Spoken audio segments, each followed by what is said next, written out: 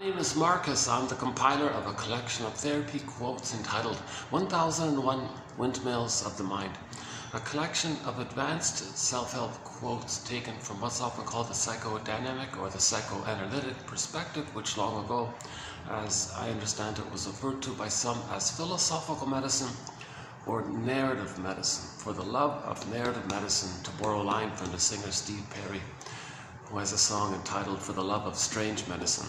Can we borrow his song title, For the Love of Narrative Medicine?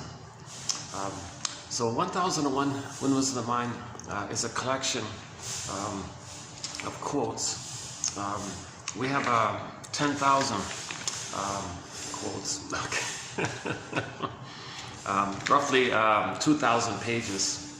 Imagine this times 2,000. Now, since I'm not a shrink or a professor or doctor or anything like that, not a counselor, the quotes need to be clear, fun, educational, helpful kind of thing. So on average, we're posting 10 quotes per video, with the hope being the odds are that maybe 1 out of 10 a person might find helpful.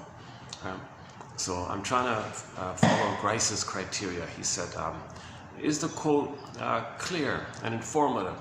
In terms of quality, is it helpful? I'm thinking, well, if 1 out of 10 helps, maybe that's the quality part. It's clear and it's not too vague or anything like that. Okay, well, what about the quantity? Is the quote too long or too short?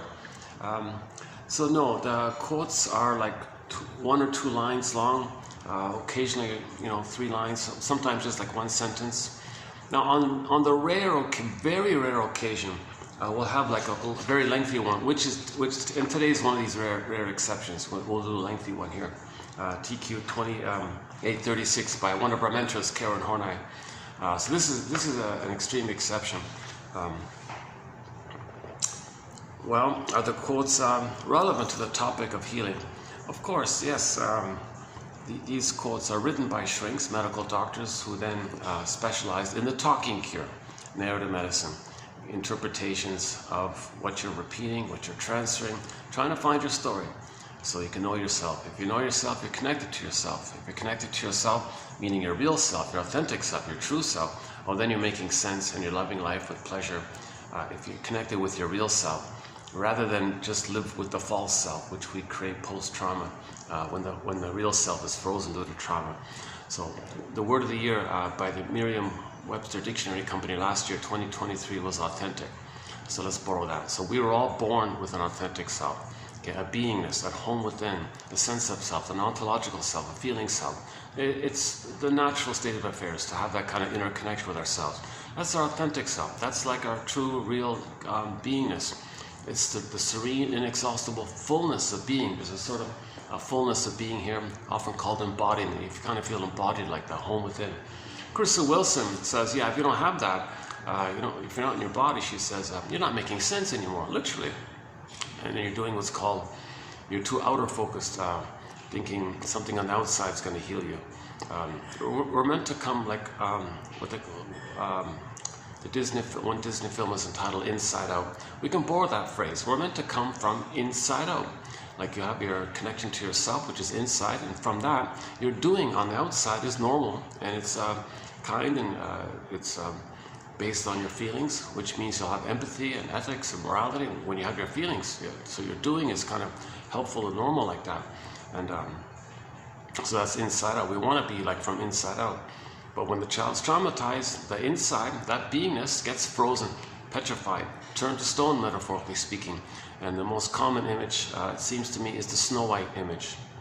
Okay, so from the fairy tale Snow White, okay, the shrinks regard that character Snow White as a personification of a person's authentic, true, real beingness.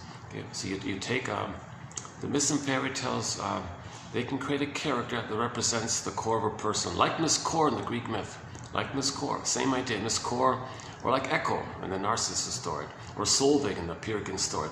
Any kind of character that's the storytellers can assign a character that's we're trying to save, so to speak, or we're trying to get back or heal or something like that. So it's wounded, it's frozen, it's lost, it's petrified, turned to stone, etc. So imagine that image with Snow White, right? Well, she's in the glass box like that.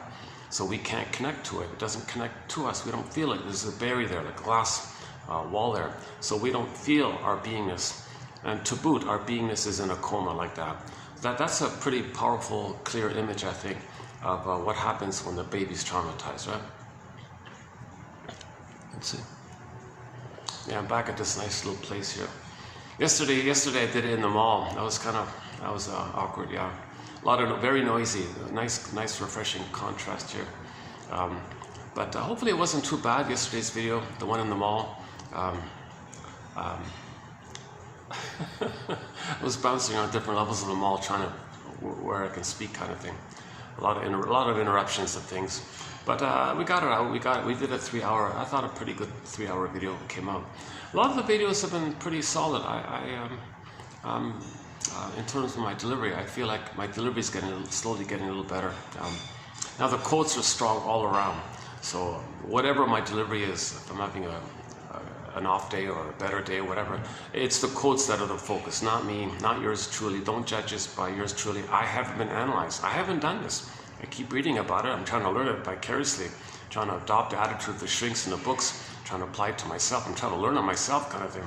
If I had the funds, I'd be on this flight tonight and play Dan McCafferty. Yeah, a lot of people don't know, but Joni Mitchell wrote that song, This Flight Tonight. But Dan McCafferty really gave it a lot of life when he sings it, right? Yeah, This Flight Tonight. We've got a lot of classic rock on our soundtrack. Pavlov's Dog, we've got a few songs there. Julia, Episode, great song. Theme from Subway Sue, another classic great song. Late November's in there. Triumph and the Sanders Band, and Street Heart by Kenny Shields, and the list goes on. We got songs from all around the world. A recently added song is a song by a singer. It's our first techno thumping kind of song. Let me see if I get it. Oma O-M Yumu. Yumi.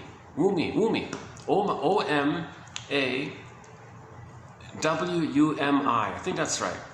That's her name. I think she's from Nigeria or Tanzania or South Africa or Senegal, Ghana, from Africa somewhere. So she's sort of like a typical pop kind of diva singer. So her song is called When the Boss Is Coming.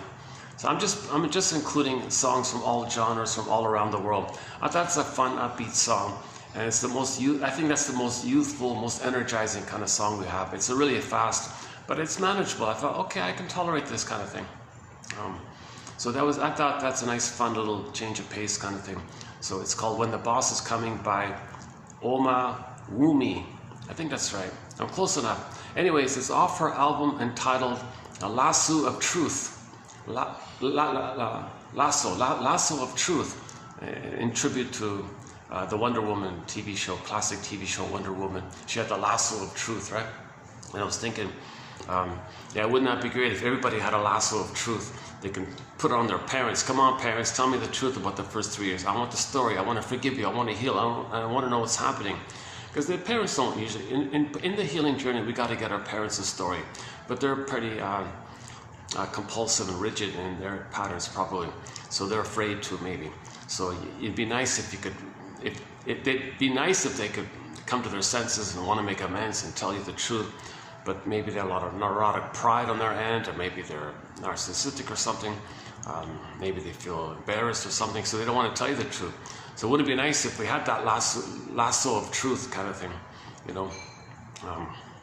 That might just be a metaphor. Wouldn't it be nice if we could hypnotize our parents? I don't know if we got to get our story somehow, right?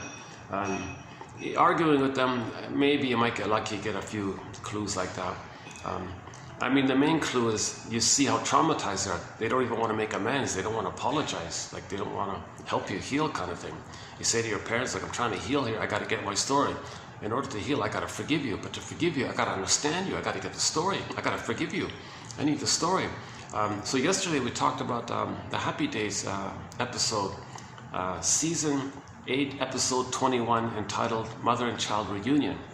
And the Fonz there was abandoned by his parents and all this.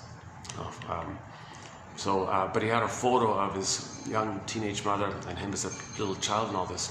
So he had a glimpse of what maybe his mother looked like, kind of thing. And he knew the name, Angela, right? One day he's in a like a restaurant, a coffee shop type of restaurant or something. And he sees a waitress with the name tag, Angela, and looks at the photo and thinks, oh my God, this is probably, I think this could be her. He's really kind of convinced it's her, actually. So when during that time, he thinks this waitress is his mother who dumped him, basically, abandoned him. We never saw him be so angry. Like, he was enraged, filled with hate and anger. That's the first time we ever saw that character express so much kind of rage like that. He's always very charming and friendly and helpful and all this and funny and all this. That's the first time we saw him so kind of really kind of angry like this. So that's because he knew nothing. He knew nothing about why his mother did what she did. Even is it really even her? Even like he knows nothing. He's just totally knows nothing, right? Now it turns out the waitress happened to have a similar personal life like this mysterious mother. Right? So the waitress said, "Well, I don't know if this helps, but I'll tell you my story. I'm not your mother and all, but you know, maybe what happened with you is kind of like maybe what happened with me. Like maybe what happened with your mother. Maybe it's similar to what happened to me." And she explained her story that when she was 17, unwanted pregnancy, the guy's not around. Parents not around, what's she going to do? How does she take care? She was terrified, she was scared, what's she going to do? People ashamed, especially during that time, right? So she was scared and terrified, so she gave the kid up for adoption, never saw the kid anymore. And she felt like she said she forfeited her right to regard her daughter as a daughter and that she's the mother. She kind of had this gap like this. So she kind of told her story like that. And then she said, you know, I'm wondering, I don't know, maybe something like that happened like that. Your mother looks in the photo, she's 17. Maybe she was scared like I was and all this. And her daughter, and Fawn said, you're not my mother. No, well, I had a daughter. You're the son, right? Oh, okay. Just to make sure. So anyways, he felt a huge relief. He felt a huge relief. And he thanked her at the end. He apologized and thanked her and all. So that was the point. He got some maybe sense of some possible story of his mother, and that helped him to dissipate his anger because he got the story. If you don't know the story, how do you forgive if you don't know the story? You got to get the story. When you get the story of your parents, you can understand them, have empathy, recognize that they're people, that they're wounded, confused, not perfect. They try maybe a little empathy, a little understanding. It helps immensely to have a sense of self, because now you understand yourself in relation to that story. Now you're getting a differentiation, a sense of. So yeah, there's going to be a few interruptions here. That's okay. Okay. We'll talk about Inside Out in a minute. In the last video at the mall there, we talked about the Disney film Inside Out 2 coming out. All the ads are out for it now. So on the SkyTrain, when I see it pass by, I'll show you the ad for Inside Out. By the way, that actress who played the waitress, the possible mother for Fonz, she did a nice job, I thought. So I turned out, I just looked, who was this actress? It turned out to be a woman named Janice Paige, Paige. And it turned out, when I looked it up, she just passed away a couple of days ago. Oh my goodness, what a coincidence, right? So it turned out she was a lifelong, like for 90 years, she was in the show business, like on Broadway, and she played a lot of small bit parts. Like she was always she played in some kind of minor supporting role in dozens of films throughout her life. And she did a sitcom. She did a sitcom called It's Always Jan. It's Always Jan. Strange title. It's Always Jan. And one episode I could find online. There's only one season, episode 4, entitled Guilty Conscience. And so in that episode, Guilty Conscience, this actress, Janice Paige, who played in the Happy Days for the Fonz, right? I'm getting to my point here. Hang on. In that episode, Guilty Conscience, she's a musical comedian. She's like a little bit like Joan Davis from the TV show I Married Joan Davis. A little bit, it reminds me of her a little bit. Friendly, warm-hearted, talented, smart, kind of. So anyways, in that episode, Guilty Conscience, she sings a song called I Feel Like a Feather in the Breeze. Da, da, da, da. So she plays a song, she sings a song in that episode, I feel like a feather in the breeze. A light, breezy, fun kind of song. So that song, as of yesterday, is on our soundtrack. It's only it's less than 2 minutes long. So that's another kind of a new song added to our soundtrack. Okay, and then, so back to Oma Wumi, is that right? Oma Wumi. I think I got it. Yeah, I think that's it. Like written as one word, right? Off her album called Lasso of Truth.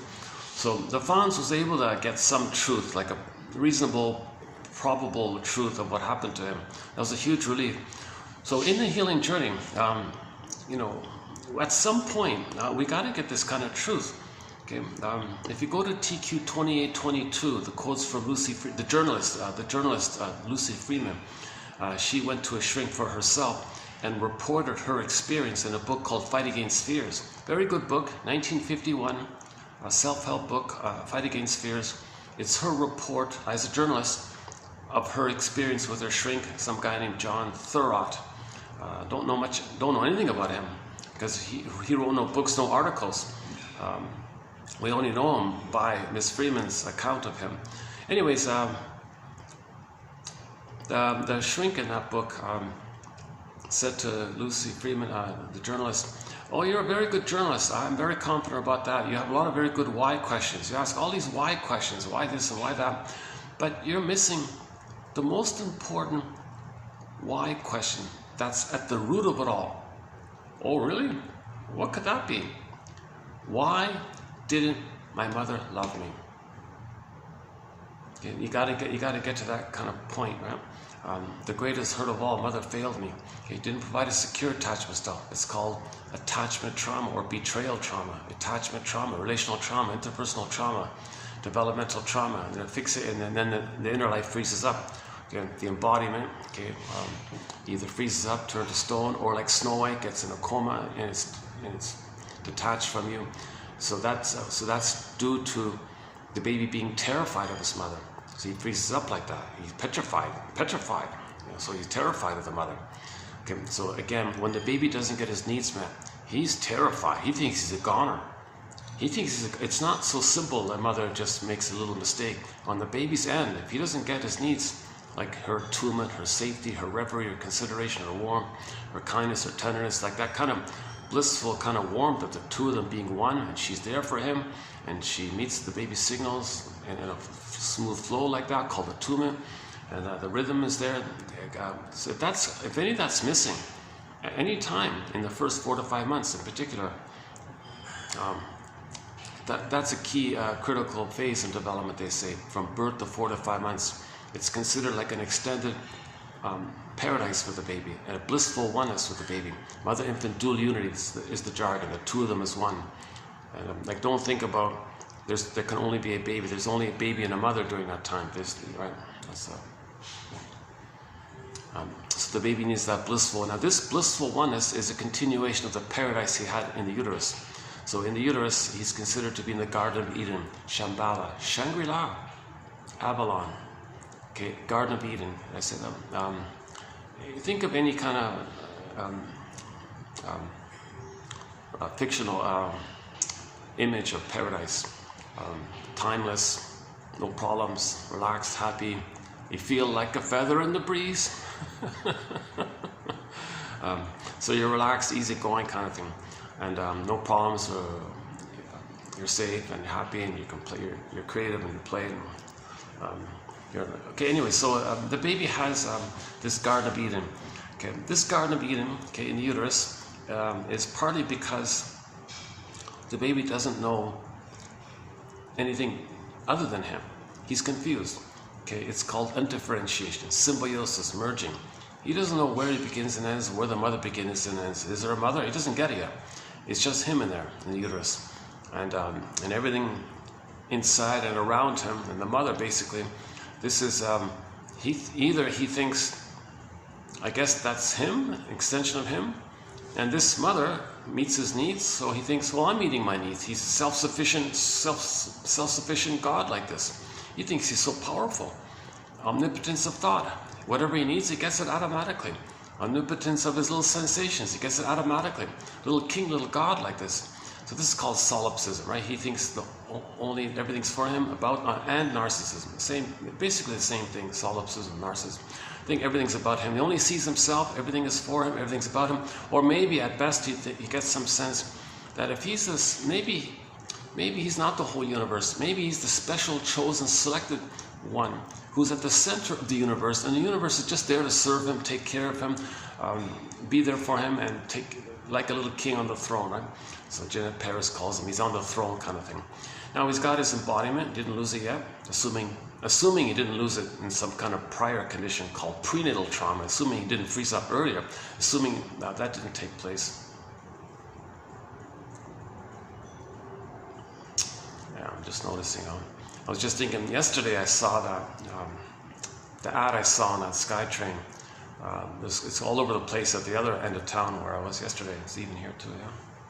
Wow, they're really spending a lot of money, this company. Oh, my goodness. Okay, sorry. I do these little occasional side things just to give myself a little breather or break. Yeah, okay, so the baby's in a blissful oneness. Unico mystica, one with this big mystery. It's a blissful oneness. He's considered to be in a blissful, ooey wow kind of place. Oceanic feeling, oceanic oneness. There's no time there. He's infinite. He's all over the place. He's everything. He's spacious. He's relaxed. He's floating. His eyes are closed. He's floating on the amniotic sac, and his needs are met automatically. No interruptions. No conditions. No. He's warm. He's safe. I don't know what it is. So people generally believe that the baby's in a happy place. Robert Bly jokes, times were good.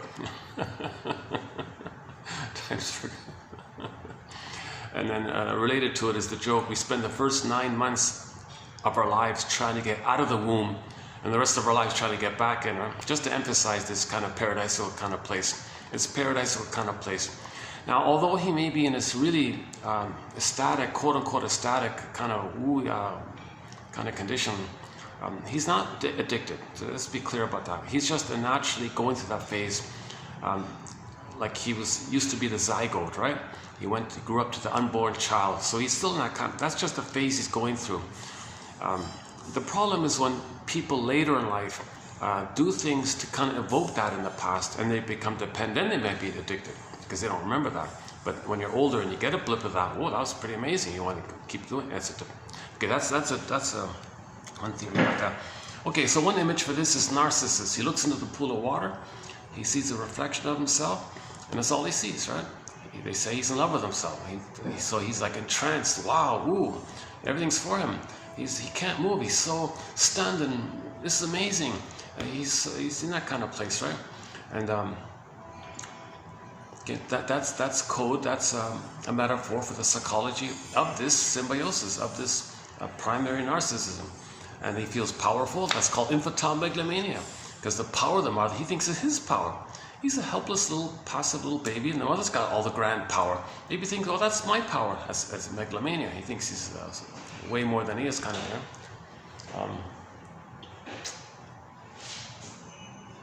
some people call it the glorified self, the idealized self. It's just simply called narcissism, usually like the primary first kind of narcissism. So the Greeks would assign or attribute or name this psychology after that little white flower. That little Narcissus white flower gives people this illusionary, blissful kind of feeling. I don't know about that, because narcissism comes from, in the ancient Greece, was narke, prepare the flowers. I don't know about those details. It's discussed in the book called Narcissism by Alexander Lowen. If you look on the front cover of that book, you'll see the little white flower, the Narcissus flower. So the baby's in that blissful kind of place, put it that way. It's all him, wow, like Narcissus looking into the pool of water, ooh, like that, huh? Now, by the way, in the Greek myth, okay, that story is about trauma. He couldn't leave it. So his soul, Echo, was so pained, it was so turned to stone, and it was a ghost of it or something.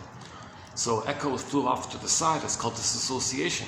And he ignored his soul. He ignored his inner life. He was always outer focus. He always had this delusion. It's all about him. Everything should serve him. He's number one. Doesn't care about others. Just everything's entitled. Everything's for him. Useful now. Who cares? Like he thinks everything's, so he's greedy and selfish, looking for him. So he's egocentric, and he just cares about himself and doesn't have empathy for others, feeling that he can't say sorry, can't apologize, doesn't care about it. Because he's still in that entitled place that all babies are in. Their babies are in an entitled place. So that myth means that the person with that psyche didn't get the love to graduate out of that place. So since he was frozen in that early time, his soul was repressed and disassociated, flying off in the corner was Miss Echo. Okay, once again, Echo is not an outer, separate character. Okay, Narcissus and Echo are just two personifications of inner elements of a person, the mind of a person, the soul of a person. Huh?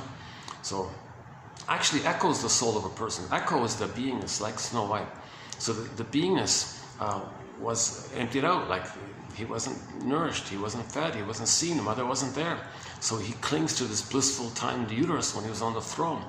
Meanwhile, his soul is, he has to project it out, I guess, yeah? Or he feels empty and it's disassociated, so his soul is missing. So one way to describe his disconnection to the soul is like many ways. One way is that Miss Echo's flying off in the corner. That's one way. It kind of implies the dissociative quality to trauma. Anyways, at the end of the story, Echo becomes a statue. Echo turns to stone. Okay, so that means the feelings dried up. The jargon is athimoalexia from Greece. Athimoalexia. I think the Merriam-Webster Dictionary Company, I think it'd be something under consideration to make that word, athimoalexia, the word of the year for this year, 2024, in continuation of last year. Because last year they made authentic the word of the year. And people are asking, why is authentic the word of the year? We didn't really use it a lot. And they say, well, you just made our point. We're not seeing anything authentic. Everything's fake and lies. And oh my God, yeah, with all the makeup and cosmetics and plastic surgery, like, there's so much lies and here, lies there, fake this, you know, scammer here, scammer. Like, we need some authenticity. So he said, well, we need authenticity because of the dire need for more authenticity. Let's make it the word of the year. Okay, good. Follow that tradition. And this year, we need more recognition and emotional literacy of our inner life. Make athimoalexia, which is there in the Greek. It's a Greek word. It's been there for thousands of years. Introduce it into the English language. Make it part of the English vocabulary. Athimoalexia. No feelings for your words. Whoa, no feelings for your... Now, when you describe that, it's going to lead you to the term that came out in 73 by a guy named Peter Sifnios called alexithymia. No words for your feelings. I'm not sure if he created that because athimoalexia didn't catch on, so he decided, let's make it simpler for people. Okay, no words for your feelings. Well, why do you have no words for your feelings? Because you don't have feelings, because your feelings are frozen. You don't have feelings for your words. But athimoalexia, they mean like when you're speaking, where are your feelings? You have these words, but where are the feelings for the words? Like it's empty, it's a pathos, like an empty, a shallow there. So you're speaking and all this, but where are your feelings? I don't know. I'll say as if I had the feeling, but where are the feelings? I don't know. It's frozen. Snow White's in a coma. Echo's a statue. I don't know what my feelings are. So that's the jargon, athimoalexia. Now from there, you're going to have a hard time finding words for your feelings, obviously. So I think if we make athimoalexia the word of the year, it'll link to this other term, alexithymia, and that'll promote an awareness that what Karen Horney, today's topic, our mentor, says, we live to the extent that we feel. Okay, now when we say feelings, we mean like basic primary feelings, headed up by joy and sadness. Okay, in the Disney film I set out, joy and sadness are sort of like the basic primary feelings from our embodiment, our feeling self. When we have our embodiment, okay, joy runs the console, and of course empathy and love and tenderness and care is all related to that. And yes, if there's losses, joy can step aside, let sadness run the console, admit a loss. It's a natural thing. It's not painful, actually. It's actually a natural response to admit sadness. Crying is not, it's different. It's not like traditional pain. Like pain means you can't feel, you can't mourn. See, if you don't mourn, if you don't have your basic feelings, then you feel pain. Then you're blowing off steam. That's different stuff, right? So in the first Disney film Inside Out, we saw the two groupings of emotions, the two different categories, the two types of feelings or emotions. The basic primary ones represented by joy and sadness. Okay, so the sweet, inexhaustible fullness of being. Okay, the serene. Okay, well, that's the peaceful kind of pleasant feeling. Okay, and then when you have your beingness, the Great Spirit gives everybody a uniqueness. Okay, so when you have your beingness, that means your consciousness is there. So, you're healthy. That infers and implies that your ego is normal. If your ego is normal, that means you're going to recognize what's unique about you. And then when you express what the Great Spirit gave you as a kind of little uniqueness, we all have a real self, but it's a little unique for everybody. And then you express that, then that's the bluebird of happiness. That's a pleasure like that. It's the inside-out pleasure. A meaning, path with heart, love, and so on. So everything's love or a cry for love. So joy is the base regular mainline emotion from our embodiment. When you have your beingness, I feel therefore I am. Your authentic amness, then the feelings will be pleasant, mainly joy. Right? And then when you express your uniqueness, then there's loving life and creativity and spontaneity and kind of relaxed play. And then you might feel like a feather in the wind, a feather in the breeze. Just more lighthearted. Now that in that song, she might be talking about, we don't know if she's talking about like a genuine love, or is it just like a fantasy love where she thinks the person she fell in love with reminded her of her mother, and she thinks finally mother's going to meet her needs or something. That's called transference love. Okay, in the last video we talked about transference love. I'm not going to cover it here. We've got so many good topics and material here. I can never ever cover all the topics in one video. But in the last video at the mall there, we talked a little bit about transference love. Last year we did a special 5-video run on it. The linked song was the Doobie Brothers' song, What a Fool Believes, I remember. So just quickly, the baby lays down wiring in his interaction with the mother. Human connections lead to neural connections. The interpersonal becomes intrapsychic. Still recording? Okay, good. Oh, how's the battery? Let's check the battery. Battery's holding up. Okay, good. I've had little tech glitches here. The baby's relating to his mother. That's an interaction like that. It's interpersonal, baby, mother, they're relating. By that relationship, the baby's recording it all. He's creating like a schema, like a model, intrapsychic model, intrapsychic mapping setup. Okay, it's like a blueprint or a stencil or something. He's laying down deep groove imprints. Okay, endopsychic structure. He's creating some kind of inner structure. They call it the intrapsychic structure, endopsychic structure. Some kind of structure with the wiring going on, and it's all laid down by that interaction. So in relation to himself and the mother, it's all laid down. That's set like that. So the mother's the world for the baby. So that's the blueprint of the world is there. Then he sees the world through that first impression kind of thing. All right, okay. So let's say there's a problem with the mother. That's unfinished business. He didn't get his needs met.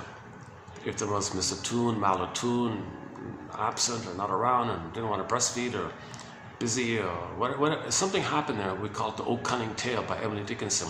If the baby experiences one of these Oh Cunning Tales, okay, maybe she used the baby to meet her needs. Maybe she thought she could use the baby to comfort her so she can find herself. For example, in the Anne Sexton poem, 1960, the woman wrote a letter to her daughter. I'm sorry, daughter, I didn't love you. I made you to find me. She said in the letter, I didn't know who I was. So when you were there, I couldn't meet your needs. I didn't think in those terms. I just thought it was an opportunity that I could brainwash you to be dependent on me. Then I never feel alone. I feel your presence. I can trust that you're there, so I don't feel alone. And with that support on your end, I feel like maybe I can find myself finally. I made you to find me. That's a huge Oh Cunning Tale. Some mothers have a baby and they're still angry at their mother. So they use the baby, they transfer their frustrating wrath into the baby, and then want to control the baby thinking they're fighting with their mother. Another old cunning tale. And there's a whole long list of these kind of things. Some others maybe just think, you know, maybe the baby can just, okay, let's not do the list there. So there's quite a bit of list there. It's called the old cunning tale. It leads to attachment trauma. Attachment trauma, interpersonal trauma, relational trauma, developmental trauma, and the child's fixated in his inner life area. He couldn't. Oh, there it is. Yeah. Oh, let's see. Oh, I missed it. Oh, it's too quick. Can you see it through there? All right. All right. I should sit out there. You're closer to the window. I don't know if you saw it or not, but that was the Inside Out ad. Yeah, that's great. Yeah. So come back to this channel in maybe in roughly a week from now, week and a bit, maybe between a week and 2 weeks from now. I'll do a full review on that movie. So I've talked about the trailer numerous times, and I've talked about the original one, 2015 Inside Out, the first one, a fair bit, and I've talked about the trailer recently a fair bit, even a little bit. I did a little bit yesterday. When the movie finally comes out, we'll talk about the new characters and the issue of the symbols that we see. There's symbols of trauma. There's symbols of greed and envy. There's the anxiety, old fears coming up again,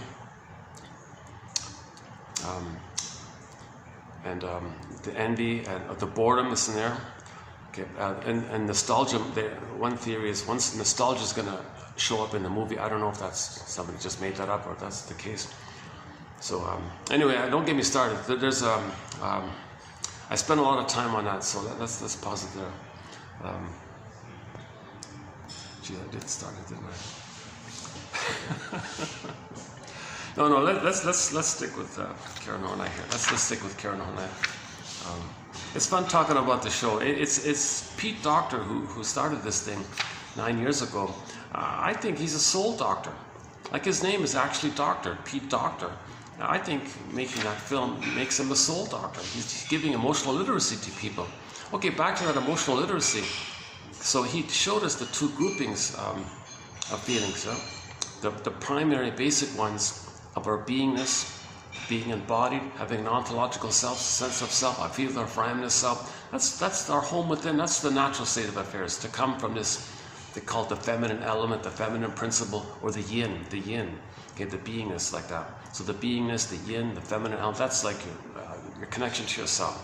That's like our soul basic kind of thing, right? The metaphor is like the moon. There's the moon, right? And then, or nighttime, sometimes they use it. Just that kind of peaceful, resting kind of thing, like the moon, or like when you're sleeping at night. Those kind of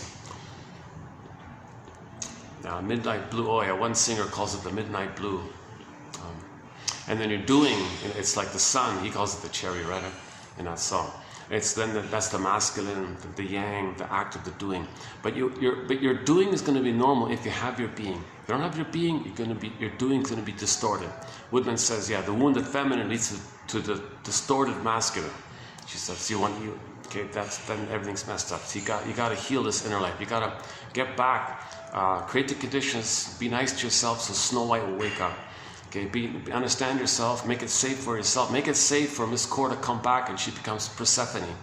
Okay, resist the temptations, recall the temptations that you experience to not know yourself like Odysseus. Then you get back home to Ithaca, your soul castle, psychic house, soul castle, land. Then the feelings come back, Penelope. Okay, the whole Odyssey is like one long dream. Every character is something about our psychology. Again, myths and fairy tales are metaphors for inner dynamics, psychological trauma. They're true on the inside, not on the outside. They're true on the inside.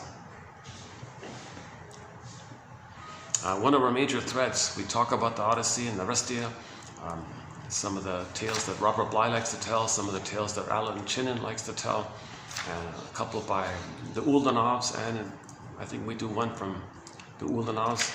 John A. Sanford's in there. I think one from Marie Louise von France, I think one is in there, and a couple of others. Yeah, most recently was the Snow White one, I think. Yeah, the fantasy, the musical fantasy, family fantasy, 1957 film, the Pied Piper of Hamelin. We do that one as well.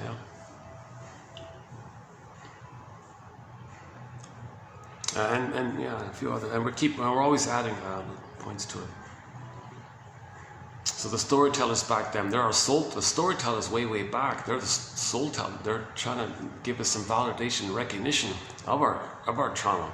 So these stories are uncannily, strangely interesting, because the motifs in myths and fairy tales, all around the world, it's the same motifs.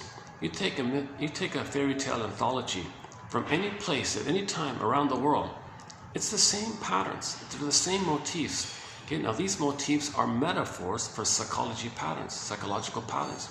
Okay, so but the storytellers back then, different languages and things, and you're talking about the imagery in the baby's brain called primary mentation. This primary mentation, it's imaginal, pictorial. So you got to create picture stories like that to reference this. Okay, so the baby's brain, his mentation, they call it primary mentation. Primary process mentation, primary process thinking. This primary way of thinking, okay, this is what the cat means in Alice in Wonderland. It's mad in there. Okay, and even Alice says, yeah, don't expect any normal logic. Up is down, left is right. Everything can be true. You can flip, flop, shape shift, morph, twist. This is there, it's over there. This could be for that, that can be for that. No, it's this, that. Hall of mirrors, house of mirrors. Fun mirrors, things twist and morph and flip and twist, double think. It's all topsy-turvy all the time. Right? So the baby's sort of in that world, and it's pictorial. It's all imaginal. So imagine that, the baby's traumatized during that time, and his life force is in there. Yikes. That leads to a huge trauma during that time when he's thinking like that. And that's why he can lie and be duplicitous and flip and blame and accuse, act like the aggressor, feel like the victim. He'll be very good at rhetoric and equivocation and logical fallacies, and he's just constant survival anxiety, and he's drawing on that mentation. He's drawing on that primary process mentation. So he's projecting he's very outer focus. He's projecting all the time. He's always in survival anxiety. He sees everybody as the shaming mother, and or he thinks he's got to see others as his unloved self, whom he shames because he identified with the aggressor, and thinks the one he just shamed, who played him, is his mother who hurt him. Now he's fighting with his mother. It's all topsy-turvy like this. So we have a thing called the BPD amalgam by James Grotstein, discussed in our dozen. We recently did a dozen videos on the BPD mind, mainly based on Christine Lawson's book, Understanding Borderline Mothers. Good book, plus an assortment of quotes from the shrinks, in particular James Grotstein. So that's in there. So that's I highly recommend that set on the BPD phenomena. Okay, let's just back up a sec here for the basic. Oh yeah, so the two groupings of feelings and emotions. Okay, so let's back up even further. Everybody's heard about the triune brain, right? The brain with three parts. The 3-in-1 brain. Janov jokes, yeah, think of it as us having three brains in effect. No, well, the brain has three parts. Let's stick it like that. The first part, the second part, the third part. The first grows up by evolution, as he said. So you got the ancient brain called, pick your favorite creature that only cares about survival. Okay, so crocodile, lizard, iguana, salamander, reptile, what else is there? The gecko. Pick one of these kind of creatures and nickname that part of the brain. So that's to emphasize that part of the brain is called the survival brain. Okay, it's language, it's visceral and sensations, and that's where the stress response, fear and anger. Okay, so fear and anger comes from there. So although we call fear and anger feelings or emotions, they're technically more like sensations, like stress response, vigilance, and flee or fight with the mother. It's not like feeling. It's like a physiological reaction to you're in danger like that. So, okay, so that's one group. That's like one set of feelings, mainly fear and anger. Right? Now, shame is in there, and anxiety is in there, and disgust is in there, So it's anything about the physiological side of things and related to your survival. And you're not loving or trusting or feeling or okay. So that's the first brain, okay, salamander brain, or I'm going to call it the iguana brain, just to keep things fresh a little bit. And shrinks have different. I notice shrinks and self-help authors have their own little pet nickname for this brain. Usually it's the reptile or the crocodile. Janov calls it the salamander. Yeah, I'm going to call it the iguana.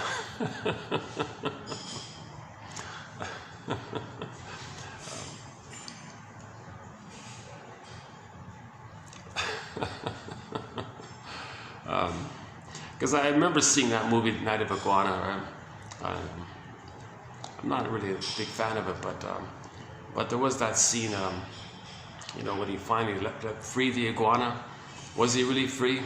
Because the collar and the thing was still wrapped. He wasn't truly free. He was still stuck, like he was tied all the time. So they finally let him free. But was he? Okay, never mind. Anyways, the iguana just seems like a funny one for some reason. Okay, but the iguana and the salamander, etc., they don't like love and feel and play like mammals, right? They're just cold-blooded with the instinct of survival and reproduce, like snakes or something. They're just kind of really raw and basic like that. There's no feeling. Okay, and the feelings or emotions from there are not really feelings and emotions, although we call them feelings and emotions. It's mainly the visceral sensations of fear, anger, disgust, anxiety. See, the anxiety is like the echo of the old fear from trauma. See, when you go through life, you're going to be reminded of the old fear with the mother. So you're feeling this old fear from the past. As you're going through life forward, you're feeling the past fears, and now you want to be prepared, because originally you weren't prepared. But as you're going through life, you're going to be reminded of the trauma with the mother, so you always want to be prepared, so that you're in your preparation for the old fear, which you couldn't face originally. Now you're going to be more prepared. That's called anxiety. That's why there's people show signs of anxiety, because this big fear is going to come up again, so they got to be more prepared, hence anxiety, right? So in the trailer, Inside Out 2, we see the character anxiety. I prepare for the future. And what they mean, okay, is that as they go through life in the future, in the world, they're going to be reminded of the first world, the template. The regular world's going to remind them of the time with the first world, all the fear there. So that's what you're preparing for, that old memory coming up again, and you don't know it. So anxiety means fear, and you don't remember what this fear is, but it's a triggered up fear from infantile fear coming. Now you want to be more prepared, because originally you were unprepared, right? That kind of thing. Okay, so yeah, so anxiety comes from that first brain. The language is physiological, right? Yeah, back to 2822, Miss Freeman had a good line from her shrink, Thurrott. See if I remember. Anxiety was my albatross. I couldn't see it, or feel it, or hear it, but I felt it as it touched me. And it made me compulsive, and I didn't know what I was doing. Anxiety was my albatross. I couldn't see it really. I could see the albatross. I couldn't hear it, but I could only feel it when it touched me. It felt me, and it made me compulsive and manic, and to do things I didn't know why. Something like that. Anyways, look it up. At 2822, that was a good little video there. Actually, that was a pretty good set of quotes by Lucy Freeman and her shrink there. 2822.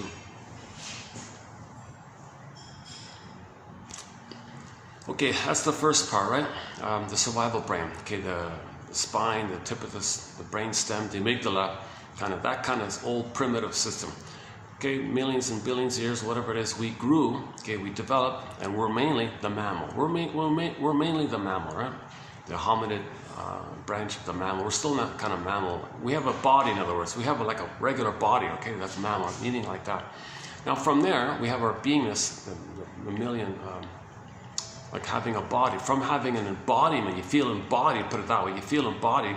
Okay, from there, that's the feeling mind, the feeling brain. Now these feelings are the regular feelings of the regular human feelings, the quote-unquote more human side of being human. Okay? And the fear and anger, that's like the lesser side of, quote-unquote lesser side of being human. So you got the regular, quote-unquote, more human side of being human. So that's where joy is there, sadness can be there, affection, tenderness, play. Now, because you have your feelings from your embodiment, there's your ethics and morality and virtues. It's naturally, you know. A mother who has her feelings knows that she's got to love her baby. She's not confused and has to read a manual, tell me what to do here. And then she reads a manual written by a company that wants to sell powder stuff. You're following that, like she doesn't know what she's confused. Oh, buy another, that didn't work, my baby's crying, buy another manual. So when a mother has her feelings, she knows how she got to hold the baby and let the baby feel safe with her and let the suckling flow easily and meet the baby's needs. Give him that paradise. Baby can't regulate his distress. Mother's there to regulate distress so he can remember it, and in the future, since having internalized that, he can have this holding interject, this soothing interject, the internalized good object. Then he can soothe himself. If mother soothes him, the wiring is laid down, he can soothe himself. Mother sees him, feels him, recognizes him, validates him, he does those things for himself, that kind of thing. So the baby can't do that without that experience of the mother. So the mother knows that, like the mother knows that when she has her feelings, right? So she'll love the baby naturally. So she's being ethical and moral and not thingifying the baby or using the baby or those kinds of things. So she's not. Now, if she doesn't have her feelings, so then she's operating out of fear and anger. So now she hates the baby. Oh, baby, you're my mother who hurt me. I hate you. I'm going to fight with you. Oh, yeah, baby, you remind me of me when I was a baby. Okay, you be me when I was a baby. I'm going to play my mother. I'm going to shame you the way my mother shamed me. And now, while I'm at it, I'm going to see you as my mother, and I'm going to be me fighting with my mother. Because she's just angry, vindictive, and greedy, and envious. And she can't love them, right? Because she's in survival mode, so she's fighting with the baby. And she's communicating what had happened to her by demonstrating it, by shaming her own baby to communicate how the mother had shamed her. So she's in this kind of battle with the mother all the time. That's like a survival kind of mode like that. So she's not in that place to love the baby and see the baby. Okay, back to that Anne Sexton poem. Sorry, baby, 1860. Very, very good line. Yeah, it was a very nice, a good little poem. Very surprised to find it. One shrink quoted it. Yeah, what was it? Was it the Ulanovs? Maybe was it them? I forgot. We got thousands of authors here, so it's easy to. That's why I think everybody over 40 in the second half of life can benefit from this encyclopedia on the phone and just keep reading a bit every day. That's Robert Bly's advice. Read some of it. Well, read psychology. Okay, pause here. Reuben Fine says, the heart of psychology is psychoanalysis. These kids studying just general psychology, it's trite, it's vague, and erroneous usually. It's wrong, it's a red herring, it's based on something vague, and it's trivial and unimportant. Like, it's just, if you don't have psychoanalysis, all that psychology stuff, it's poof, it's not really that helpful. When Robert Bly says read psychology every day,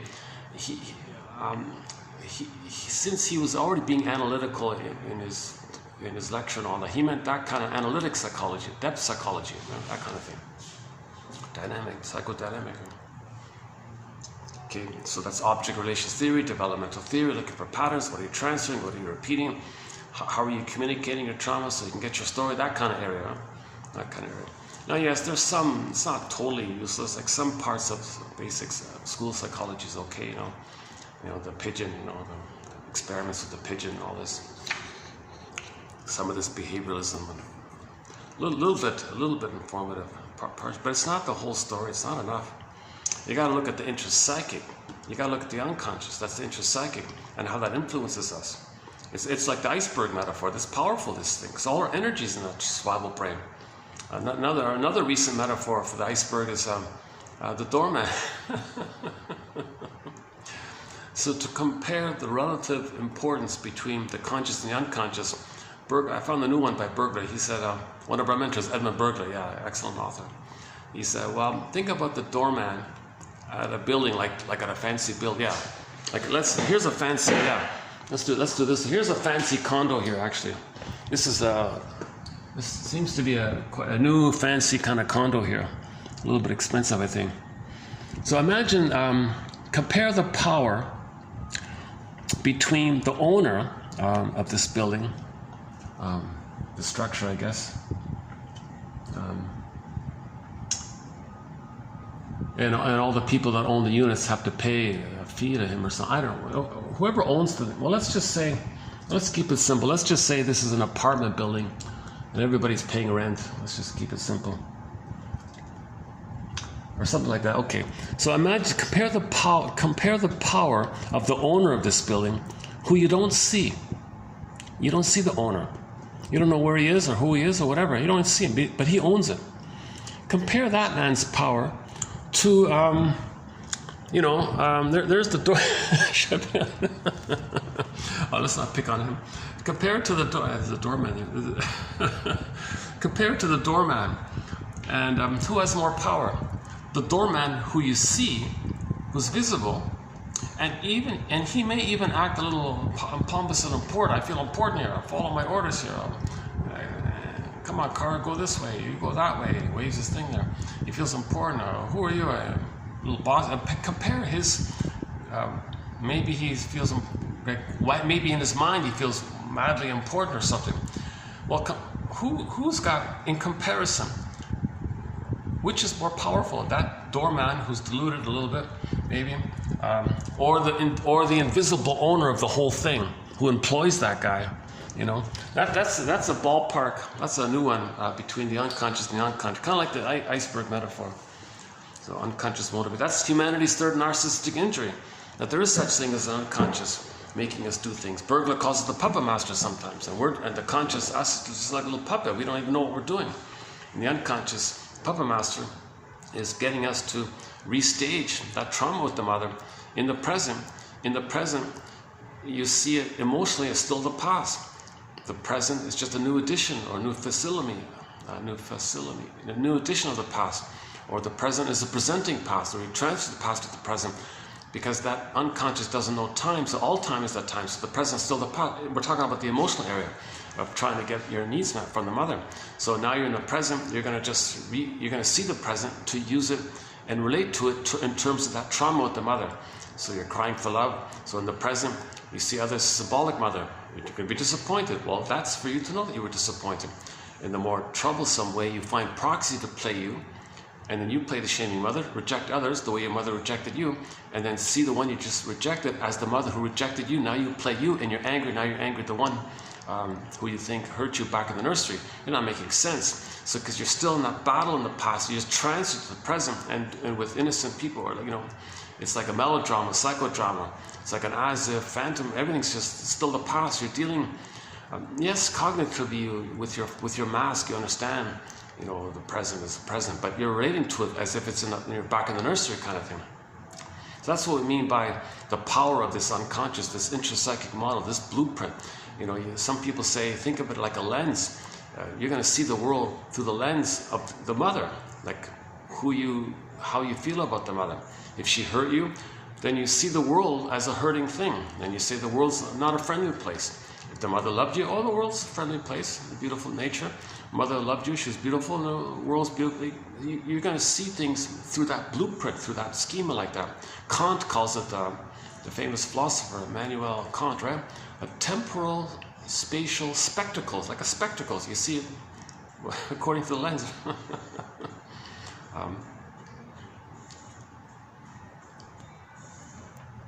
So the interpersonal leads to the intrapsychic, which reveals itself in your life.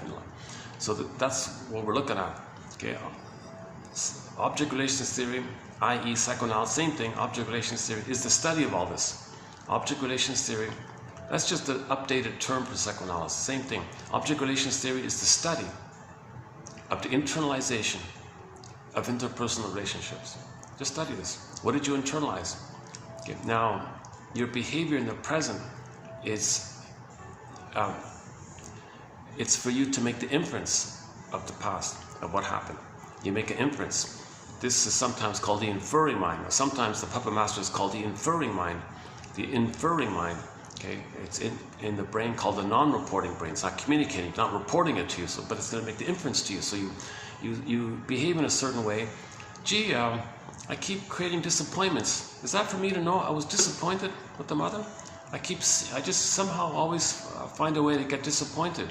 Maybe you choose you choose people that you know who will disappoint you, or you coax them to disappoint you, give people impossible tests, or be passive aggressive. Just goad them and prod them to reject. You're just doing it unknowingly. Why am I doing this?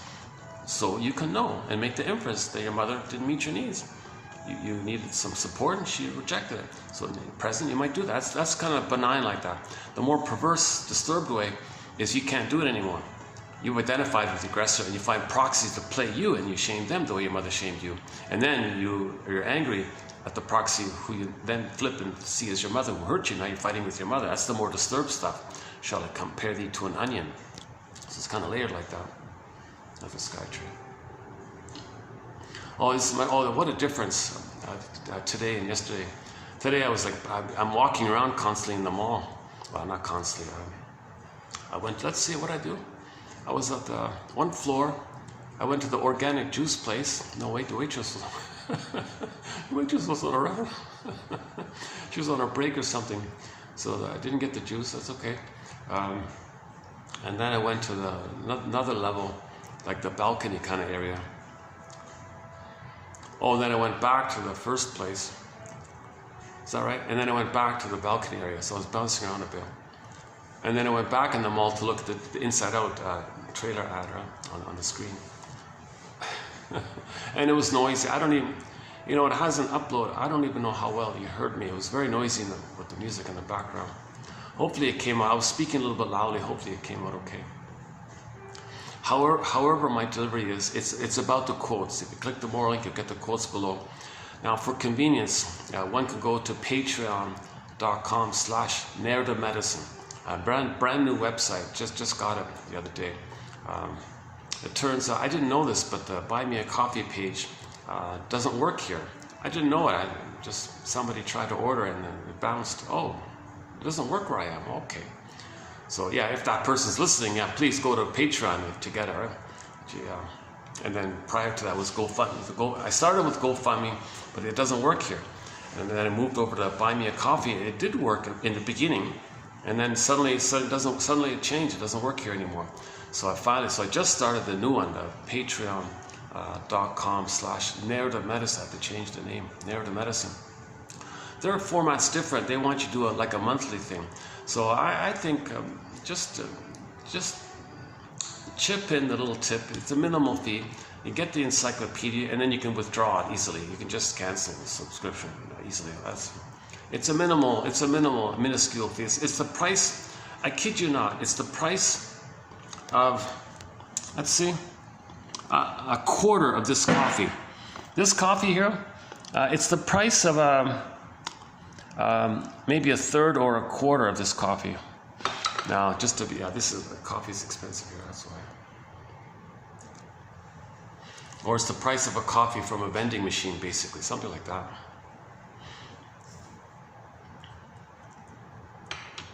It's just a minimal, it's basically an administrative fee. For this encyclopedia, you won't find these quotes, like the Route 66 quotes from the classic TV show Route 66, which you can find here at TQ 25.99. You won't find them anywhere. Many of the quotes by Burglar are hard to find.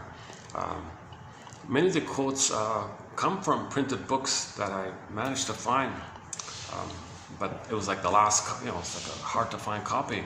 And now you can't find them, those kind of books, and they haven't been digitized. So a lot of quotes are like that.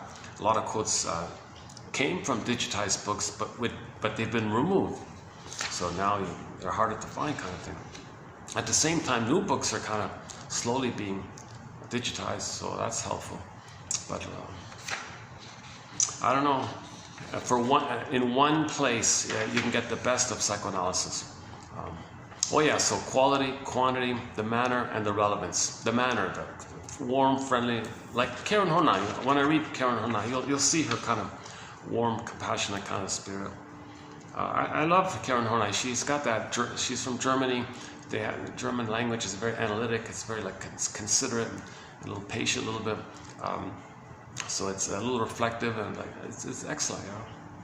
I really wish I could speak German. If I could speak German, I would include Freud quotes. I would translate it myself if I have to, from Mr. Freud to English. the existing English translation, there's a lot of problems with it, so I've avoided that whole thing. The main exceptions are when German speakers, like Karen Horney or Edmund Bergler or Helmut Kaiser or Hans Lowald or Melanie Klein, etc., Margaret Mahler, if these guys, ladies, who are German speakers, if they say Freud said such and such, oh good, okay, fine, I'll include it. That doesn't happen too often.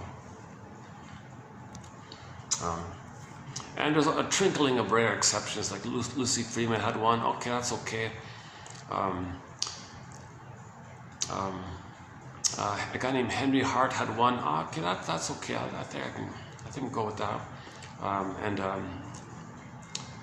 This Martin Bergman one had one, okay, I'm going to temporarily go with that one. So there's a few rare exceptions, but 99.99% of this is from excellent analytic authors.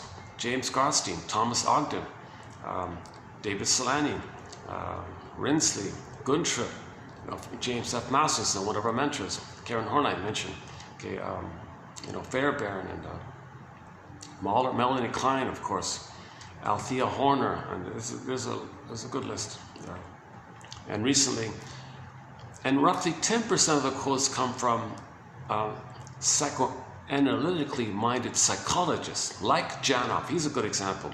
So from 2745 to 70, we did 26 videos on the work of the famous, a famous PhD in psychology called Arthur Janov. Now don't cringe when you hear his name. It turned out he wrote 16 books, and Post, the famous one. So rock star celebrities made him famous and all this. But it wasn't just that, only his intro book. The following books are very good. And out of those following books, I managed to pluck out the top 300 quotes from there. It's a good Psychology 101 right there, 2745 to 70. At the beginning of this year we did it. That was an exciting run of quotes. I really kind of got into his, because he understands the psychoanalytic perspective, and to a degree he did put it, old wine in a new bottle, but in a refreshing way. He put the old wine in a refreshing bottle, let's put it that way. So he synthesized and clarified psychoanalysis, but never used those psychoanalytic kind of terms and all that. And then from that synthesis of psychology, we plucked out the top 300 quotes. I thought, geez, with all that filtering going on, that's a pretty good introduction to psychoanalysis. If you want a good place to start, that might be one good place to start. The Janov quotes, 2745 to 70, and then just go forward to now. We did the BPD run of quotes. Henry Hart mentioned a little bit about anxiety. Recently, nostalgia. We just completed 3 videos on nostalgia. And last year, oh my God, what a wealth! We covered passive aggressiveness, the transference love. Oh boy. Oh yeah, there's a lot of good stuff in there. I don't have the table of contents. So. It's still in rough. It's still a little bit raw. Like if you get the encyclopedia, all the bells and whistles aren't there yet. Like all the table, page numbers and things. That kind of little, occasional type. It still needs a little polishing up and all that. But it's all there. All the meat is there. All the healthy, organic, grass-fed. It's nourishing. It's nourishment for the soul, right? It validates you. We got a self-help thread in there. What's the hardest thing about? You fill in the blank. That's very helpful. That simple sentence. What's the hardest thing about? So if something's concerning you, you're not sure what it is, just preface your concern with the 5 words. What's the hardest thing about? You fill in the blank. That, right? And it helps you to free associate. Say what comes to mind. And then if you get stuck, say to yourself, I must have a very good reason for feeling this. I must have a very good reason for being stuck now. And that helps you to free associate. And you might do Martha Stark's empathy statements. Although I know this, nevertheless I find myself thinking this. the ego and the id statements, and so on, and how to make an I statement, 2623 by Susan Campbell, how to make an I statement, and many others. A lot of empathy exercises. The most recent one was back to 2822. If you see something and you don't like it, well, number one is it might be projection. How does that belong to you?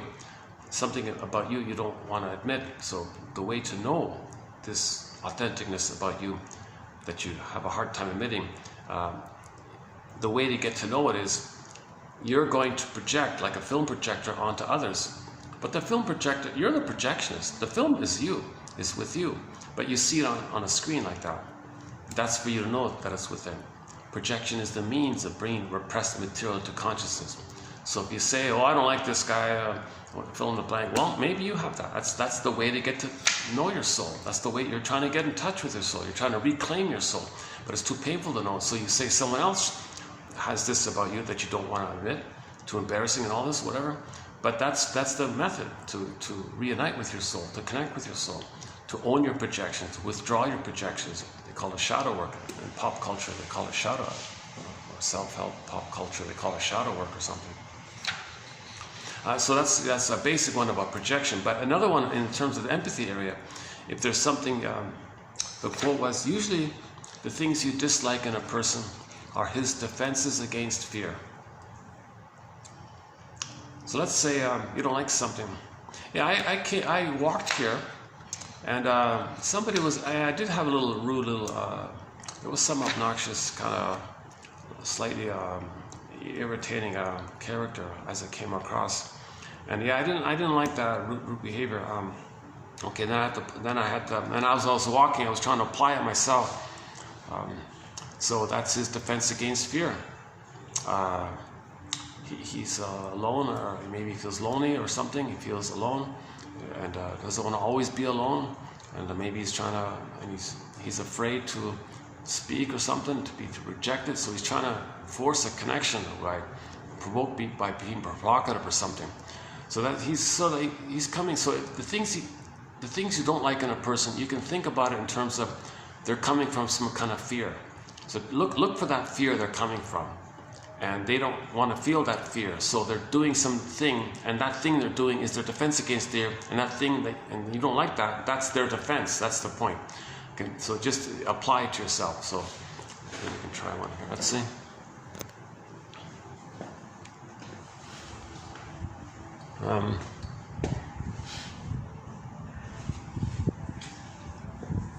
Okay, let's say you see the window washer there, right?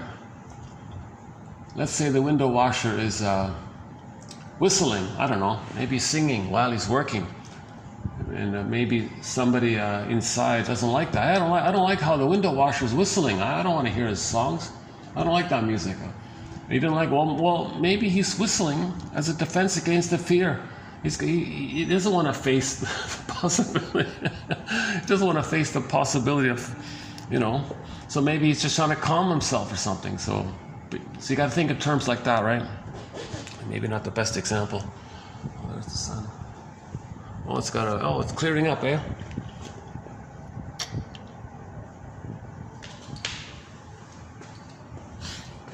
No, that SkyTrain doesn't have it. No, that's some kind of a.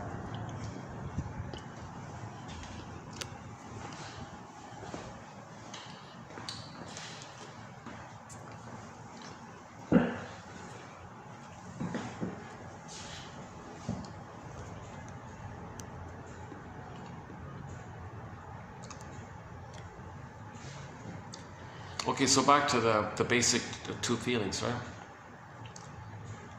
I feel, therefore I am. So from the embodiment, the regular basic feelings, joy, sadness, and the affection that's there, the tenderness is there, and things are normal, and you have empathy for others and yourself. You tend to see the two sides of a coin, like you tend to see the third side of the coin, which holds the two sides. So you're able to kind of see more broadly, more realistically, that someone is a pattern maybe, or you have empathy for others, and you recognize we're all one family, or literally, Jen Elliott says we're technically, literally all cousins, on average 30 to 50 times removed, because we all came up from that one hominid that grew the cortex in Africa, right? Then we spread around afterwards. So we can all trace our roots back to this massive family back then. That's her theory. So we're all technically cousins and African. We're all Africans and we're all cousins. We're all members of the same traumatized Homo traumicus family. Now we became a traumatized version of ourselves 10,000 years ago. So we became Homo sapien 150,000 years ago, whatever it is. But it was 10,000 years ago that we accidentally, unknowingly traumatized ourselves. There's a whole theory about it. So we became Homo sapien traumicus, or Homo.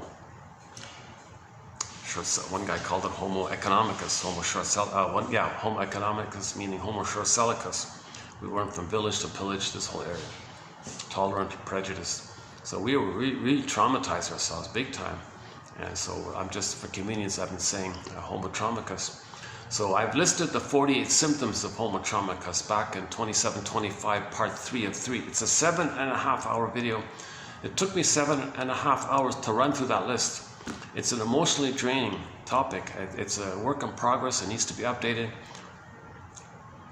2805, I was going to update it. I bailed, but you can still get like a snippet of it, a short mini version of it, a portion of it in a very abridged, abbreviated form. 2805, part 6 of 6. Yeah, I think that's the one. Is that right? Yeah, 2805, 6 of 6. But the longer one, the most recent full version is 2725, part 3 of 3, the 7.5 hour one. So there's the.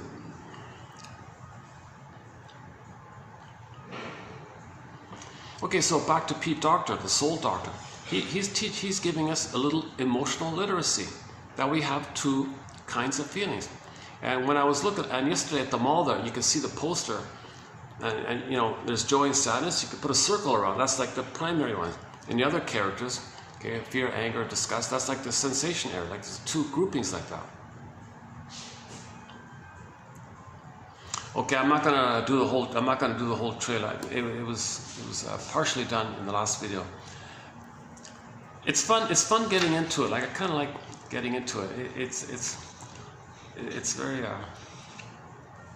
very revealing and refreshing that somebody's out there teaching us about ourselves, our inner life.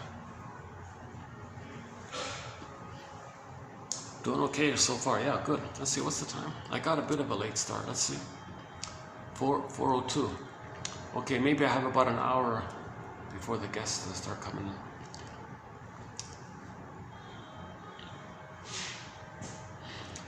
Okay, so I'm not going to do it here again, but in most of the introductions to the videos, I do a good 1 hour, sometimes 2 hour introduction to some of the core points about repetition compulsion, Edmund Burger's theory about the record, how we replay the past and the present, the way it takes, the stingers and the clingers area, okay, the BPD amalgam, the survival anxiety, the jungle slogans from the primitive brain, the survival brain, and then the clingers, that area, so, okay, and so on. So we talk about the scapegoating issue and identification with the aggressor, and so on. So let's. This video is on the lighter end. I think I'm going to make it on the lighter end. So let's jump into today's quote then. Today's quote. Just one quote from Karen Horney. It comes from a book that managed to find a transcript of some little speeches that she was giving. It wasn't even printed as an article, it was her speaking. Is that right? Let me think. Oh, no. Yeah, that's right. It's a transcript of her speaking at a town hall. Actually, I think that's right. She was just speaking at some kind of town hall kind of thing, for like an open town hall, attended by the public and the shrinks, and everybody was open like that. This is back in the 50s, before she passed away, in the early 50s.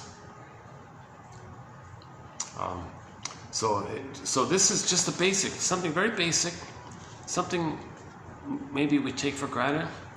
So this is just a very basic, general, for the public kind of talk that she gave. It was a town hall. Remember, it was a town hall.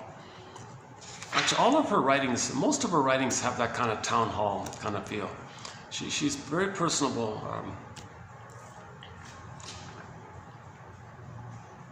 She even reminds me slightly a little bit of that actress, Janice Page, discussed in the Fonzie episode, the Happy Days episode, of her playing the waitress, where the Fonz thought maybe that waitress was his mother, and that whole dialogue there. Very good scene.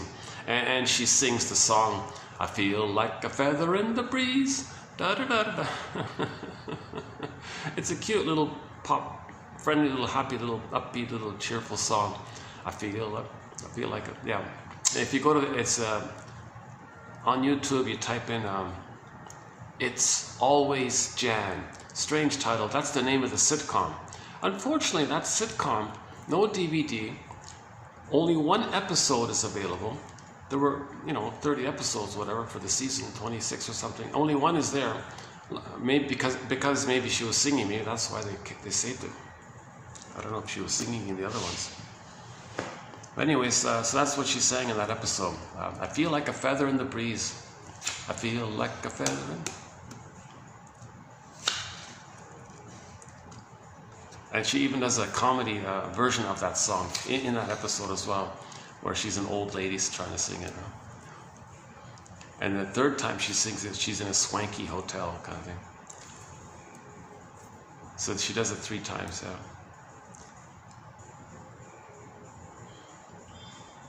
Never heard of her, but she's they call on the various tributes to her, they say she's like the last great Hollywood, from that time, right? She died at the age of 101. She was never the lead in any film. She just played little bits here and there.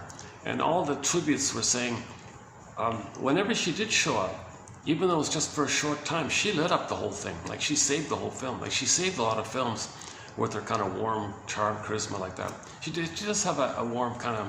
That's why I thought she reminded me a little of Karen Horney. She had a little bit of that Karen Horney quality, or Joan Davis quality. Okay, so so sorry I didn't do the record this time. I didn't do transference this time. They've been done numerous times fairly well, I thought. So let's get into today's quote here. So the title was Can People Change? How do people change? Something about people can change. So the title was People Can Change or something. So let's just read it straight through here. So this is, due to space limitations, I chopped out a few parts, but this is the just a bit. Okay, let's begin here. Is it showing up here? I wonder if I can get it on. How do I get you to see this? Is there a certain good lighting angle here? Let's see. Does that work? Hang on a second. Let me try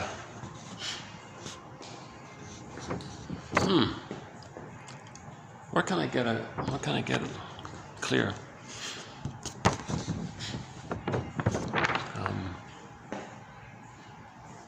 Hey, let's try this. What about this? Does it stand here? Hey, let's try this. Hold on a sec. Will it stay? Okay, let's try this then. Let me move the high chair. We talked about that last time, the high chair. Okay, let's try this. Let's try this. Is it showing up here? No, I can't get the whole thing in. If I do it like this, you can't see it, right?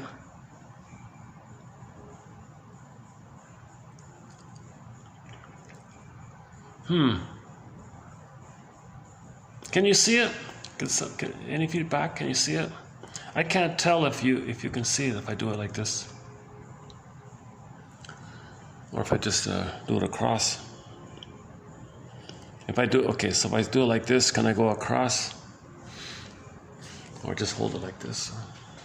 Well, if you click the more link, you'll see it below. Go to about like this. Yeah, this is something new I'm doing right here. This is...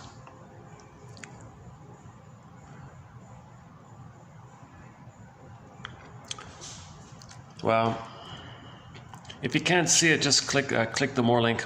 Okay, let's just begin. Let's just begin here.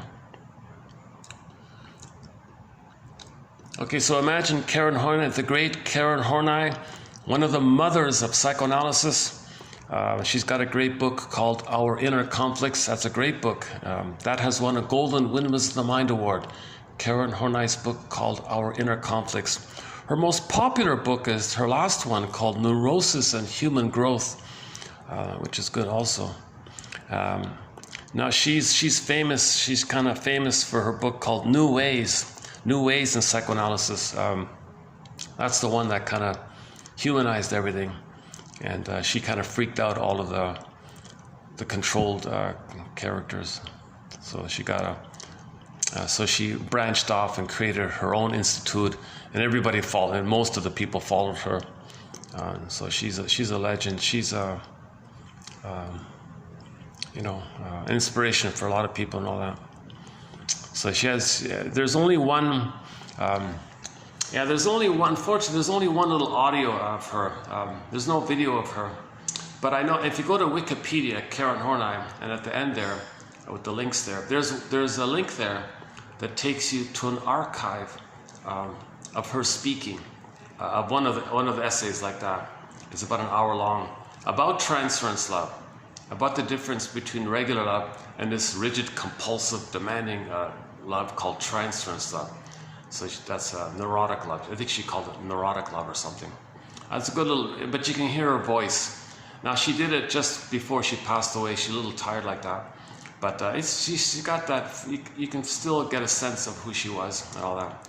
She's got that thick German accent, but she's a warm, compassionate. Her writing is warm and compassionate. She's really empathetic in her writing. Like she's really articulate, has a lot of empathy for the reader. You can feel like,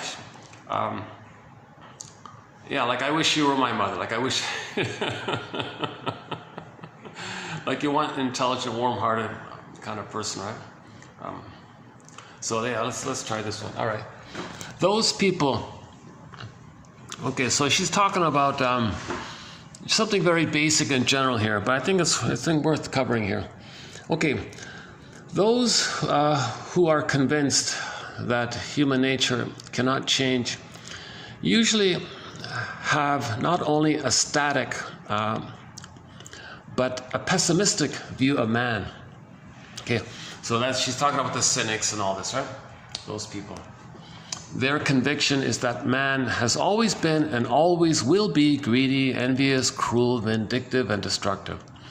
They usually contend that those who disagree with this viewpoint merely lack the courage to face unpleasant truth and try to cover it up with the rosy haze of flattering self-deception. Many others consider this a one-sided view. I put in Lucy Freeman here. Women bring love or hate into the world. Okay. So I think a summary of this essay, of this reading, is Lucy Freeman's line, back to 28:22. It's the hand that rocks the cradle. Okay, high chair. We don't have a cradle here. It's the hand that rocks the cradle that rules the world, she says. Women bring love or hate into the world. So this issue of love or hate into the world, it's an environmental issue. If someone's going to be loving in the world, it's because the environment was loving for them. If the mother loves the child and gets his needs met, he has his embodiment and expresses his uniqueness. He's bringing love into the world, empathy and feelings, ethics and morals. That mother brought love into the world. If the mother abuses the baby with one of these oh cunning tales, if that child's traumatized, in particular, prior to 18 months, in effect, she has the narcissism pattern, the bully pattern, the Iago pattern, all these other patterns. In effect, she kind of brought hate into the world because that person's going to be addicted to hate. because the brain chemistry now. So she brought hate into the world. So you got to think in those terms. It's not like any kind of natural thing. It's just you'll see in her essay there, it's an issue about if the person, whether or not the person got enough love to have a connection to their authentic self. If they have the connection to the authentic self because mother allowed that to happen, then they brought love into the world. Okay? And if the mother hurt the baby, he's disconnected from his potential and authentic self. Now there's hate in the world. So that's all it is. There's no other mystical, metaphysical law that's like... Now the thing is, people who are traumatized in the stinger mode, they see the world like that.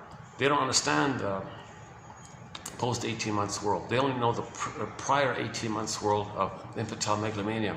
So they're the ones that are stubborn and say, oh no, it's a jungle, man is greedy, envious. No, they are greedy, envious, vindictive. They are like that, and they think everyone's like that because they only see the world through that lens. They don't understand another lens. It's alien, it's strange to them, right? Like it's disturbing, because if a healthier point of view means they didn't have that health in them, and when they had a healthy place in the beginning, mother shamed them. So that's why they think like that. So if they see someone else trusting or something, they hate it, attack it, criticize. No, like they might greedy, you're greedy. They have that kind of survival. That's the lizard brain, right? So we're basically talking about the two brains here. Yeah, same thing. The constructive possibilities, okay, the constructive possibilities, okay, stem from man's essential nature, from the core of his being, from what we call the real self. Okay, so Karen Horney also calls the authentic self, or the true self, the real self. Like Masterson also calls it the real self, or the beingness, the real self. Okay, so the constructiveness, okay, the positive behavior comes from the real self. Now, if you don't have a connection to the real self, then you're going to be destructive and all this. Conversely, we believe that man turns unconstructive or destructive if he cannot fulfill himself. That is, that it is an unfulfilled life which makes him barren or destructive. So he's going to be hostile if he wasn't loved.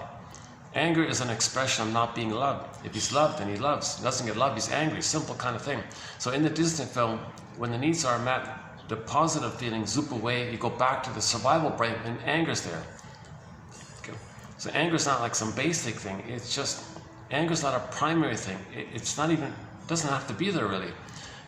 It's just when there's the disturbance, when the baby's traumatized, then he gets angry. He's not normally angry, he just doesn't have the chance to... His golden ball went down the well, so he's in survival mode.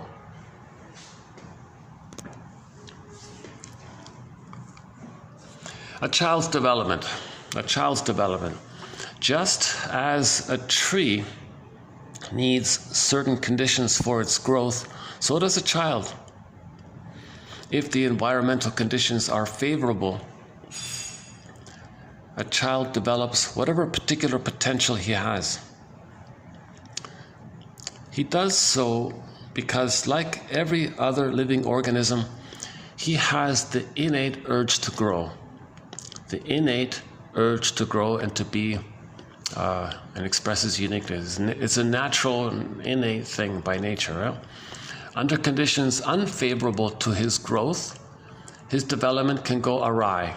Okay, the wreckage is within. O cunning tale. Then he may become wary, hostile, withdrawn, clinging, whatever, overdependent. If, however, his environmental conditions, in the sense of human relationships, change for the better in early years, he loses his wariness, suspiciousness, and resumes or embarks upon healthy growth. If the unfavorable conditions persist, okay, if the unfavorable, so if the mother's constantly misattuned, it's like a strain on the child again and again and again. Okay, the mother's hurting the baby again and again and again, makes excuses. If it persists, okay, then the developmental process sets in, which we call neurotic. Now the person's going to be neurotic. Okay, this is complicated and mainly unconscious. As a result of this neurotic process, he develops all kinds of unconstructive or destructive attitudes, the main features of which are pride, she calls it neurotic pride, conceit, unconscious pretenses, okay, there's the chameleon, and irrational hostility in its many forms, such as suspiciousness, egocentric callousness, vindictiveness, and in some cases ruthlessness. You could not call the results. You could not call the results of this process his essential nature. That's not his essential nature any more than you would do so with a tree. If a tree, because of storms, too little sun, or too poor soil, becomes warped and crooked, you would not call this its essential nature.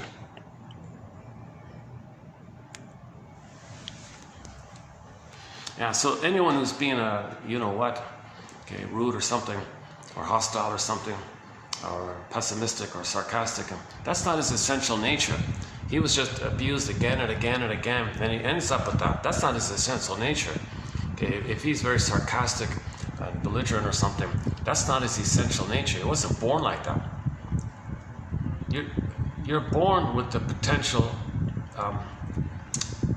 You're born to be loved, and then you can be loving. That's the normal state of affairs. That's what she means, right?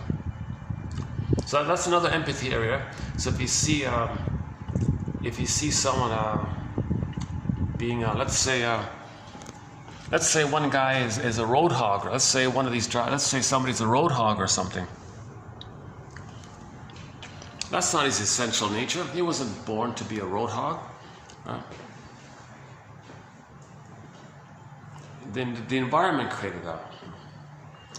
That's okay. So basic stuff, right? Okay, based on our therapy experience over the decades, we see.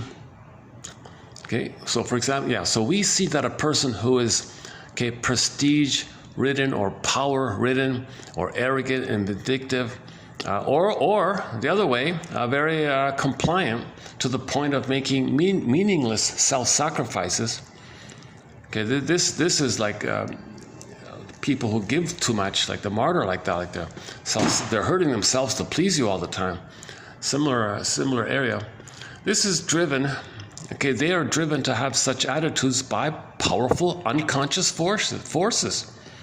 Okay, so the person with the bully pattern and the person with the please love me pattern, this is an unconscious issue here.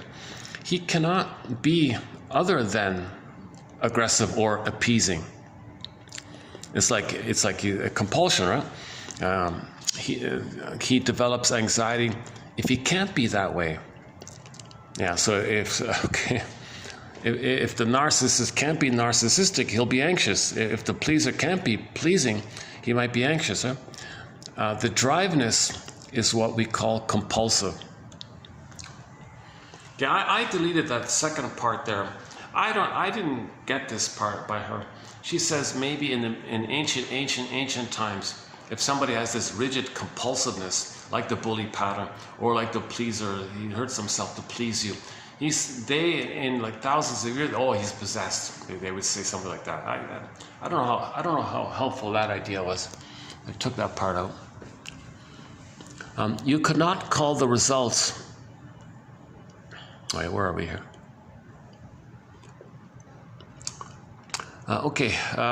Compulsive. Let's just call it compulsive, unconscious compulsion.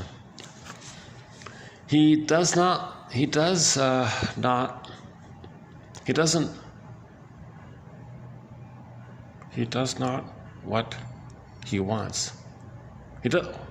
what he wants. He doesn't do what he wants. He does not what he wants to do. He doesn't what he wants to do. Okay. He doesn't do what he wants to do, but what he must do, as determined by inexorable unconscious necessities. A person who is dominating, irritable, vindictive has become that way and remains so because he has experienced life as an unending sequence of abuses and humiliations. Okay, so here's your empathy. If somebody is like crude and violent and all that, they experience an unending, ceaseless abuses and humiliations. Okay, if the kids were all fighting all the time, the father was shouting at them all the time, that's a day after day, okay, shaming, abuse, shaming, abuse, shaming. Then he's going to end up like that.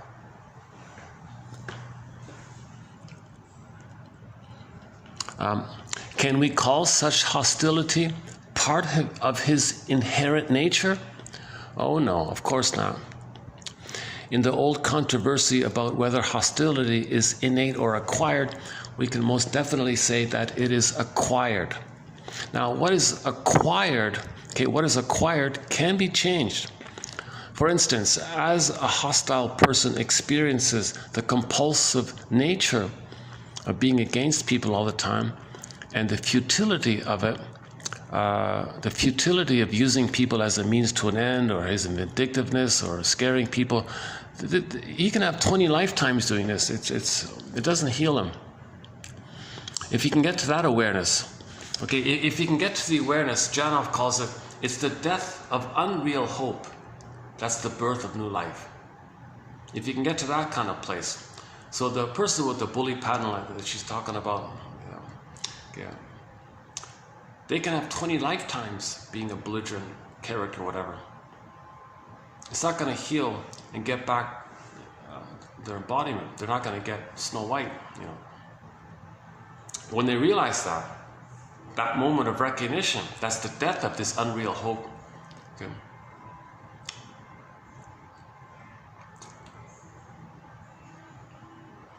That if you're telling the world that mother didn't love you again and again and again, and it's going to somehow change the past, what had happened? Nonsense. When you recognize that, then you give up this relentless, unreal hope.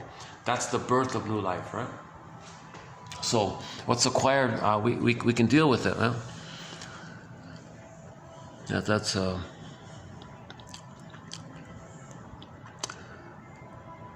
okay. And then he begins to change. Okay, giving up his irrational, destructive drives and functioning in an increasingly more self-realizing way. As the inner compulsive forces lose their grip on him, the person's hostility actually becomes meaningless, just as it would be meaningless for him to, clench his, one possible clench his fists, for example, if he no longer needed to defend himself. So none of it's necessary. When he sees how he has been driven toward this or that feeling or attitude, he begins to ask himself, okay, hero's journey. Now he begins the journey. Now he's Odysseus. Now he begins the hero's journey. Who am I? What do I feel? What do I want? What do I believe? He starts to come home to himself. Okay, now he begins the journey to finding his soul. Okay, he begins to taste how it feels to be alive.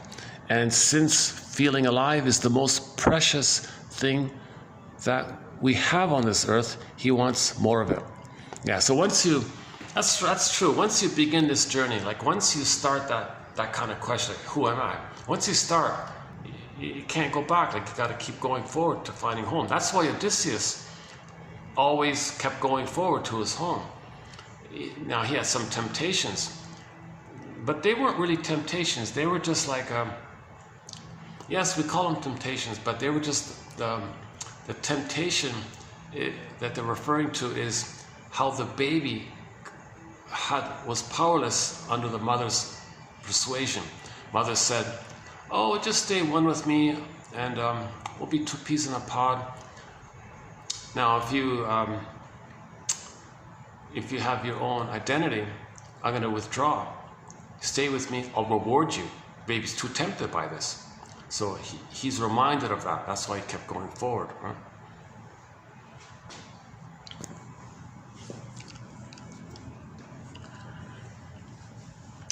Okay, something constructive and creative starts to grow in him. Okay, the birth of new life, right? He's going to refine what he lost. So we had our embodiment, we lost it, want to get it back. The golden ball went down the well, we want to get it back. So we had our beingness, we lost it, want to get it back. That's the common monomyth, the hero's journey. So now, when we had it, we lost it. While it's lost and we're unaware of it, we're doing some compulsive thing, either against people, pleasing people, avoiding people, she calls it. That's like a rigid, compulsive kind of thing. And so once you realize it's not going to heal you, then you begin the hero's journey, the second journey. So one place to start is the comic psychoanalysis, in my opinion. Okay, he develops an increasingly strong wish to fulfill himself, to find himself. Again, that's again with Odysseus. He wanted to go home. I want to go I want my connection to my inner home. He's always going to he wants to get to Ithaca. So that's like, you can't really, you can't go back to the old way, right? Like if you were, I saw one little self-help clip on YouTube, just one of those short, like 10-second short. She said something that we hear often in the self-help thing. She was saying that she was a pleaser in her life because she always said yes to everybody, always wanting to please. She said that because she didn't know how to say no to others. She said when you do say no to others, that's because you have something to say yes for yourself to. Like when people say no, they're saying yes to something else, right? So she's making that transition like that.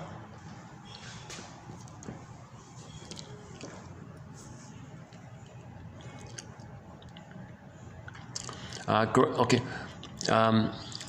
Okay. Let's say that granted that you can help a person,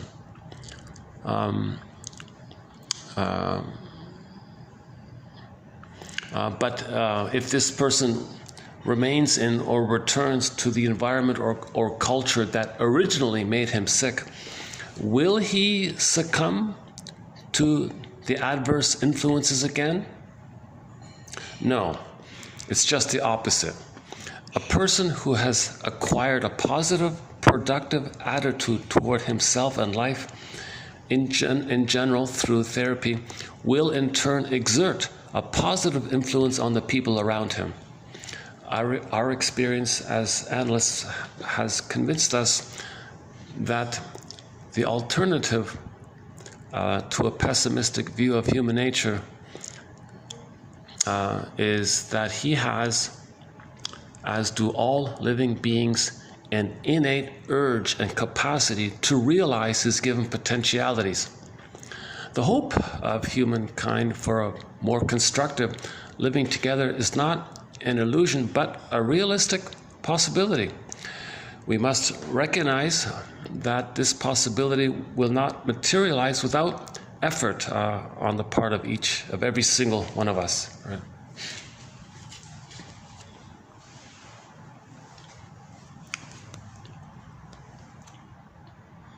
So that's a good example of her optimism, right? What she said at the end, right? So innate drive for healing, innate drive for healing. She's talking about this natural innate drive for healing and wholeness. This drive, and once you recognize the falseness of your life, then and you recognize, then you're going to continue with this innate drive. You'll interpret your dreams. You'll read more, look for your patterns. Whatever way, you can begin with the Enneagram. Some people begin the second journey midlife by reading the Enneagram. It's just one place to start. Now, of course, that's Michael. Let's play Michael Jackson's song, "Man in the Mirror." So each person's got to look in the mirror and heal who they see there.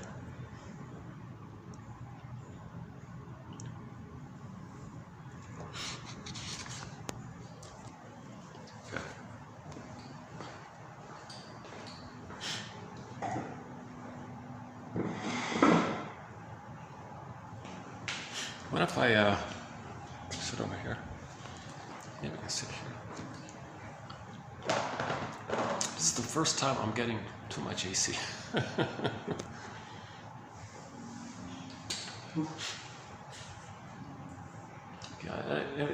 Just give me a half a minute break here. Hold on a second.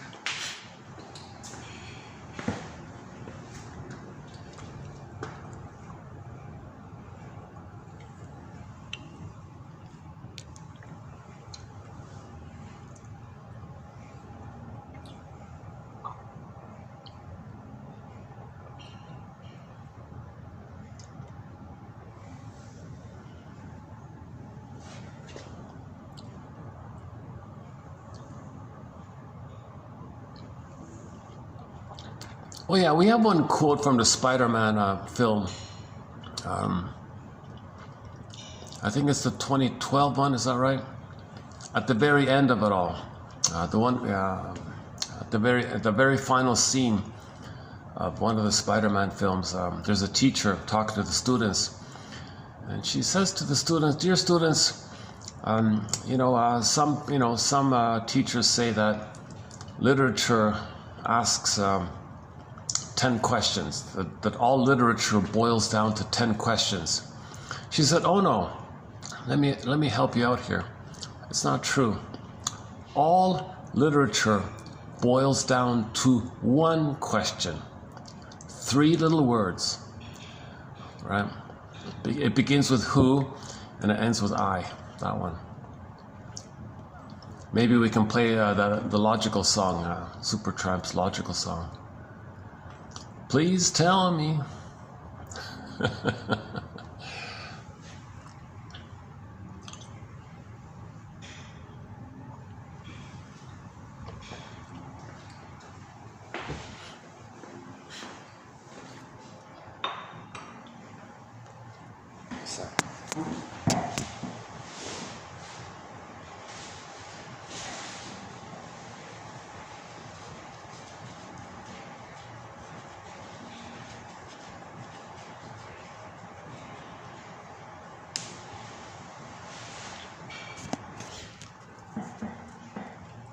Okay. Yes, nice and cool. Good. Yeah, nice and cool here. Yeah. Okay. So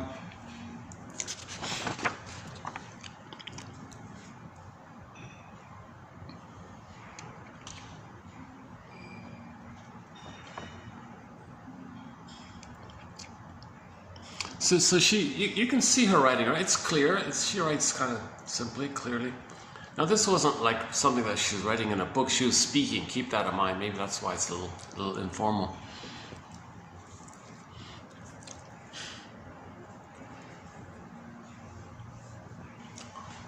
And this spirit of what she did, debunking the idea that if somebody's a bully, well, that's natural, man. We're all like that. We're always been like that. Always like, no, that's trauma. You didn't get loved. Your mother hurt you. She abused you. Then you're like that because of that. You weren't born like that. You were abused and hurt and rejected. Mother failed you. So that's why you're like that. You're not born like that. You think like that as a defense against the pain of it all. And now your survival, and you're angry by that. Anger is an expression of not being loved. Anger is an expression of the needs for the person not being met. Okay, Rosenberg's famous line, right? Anger is an expression of unmet needs. It's not basic. It's not primary.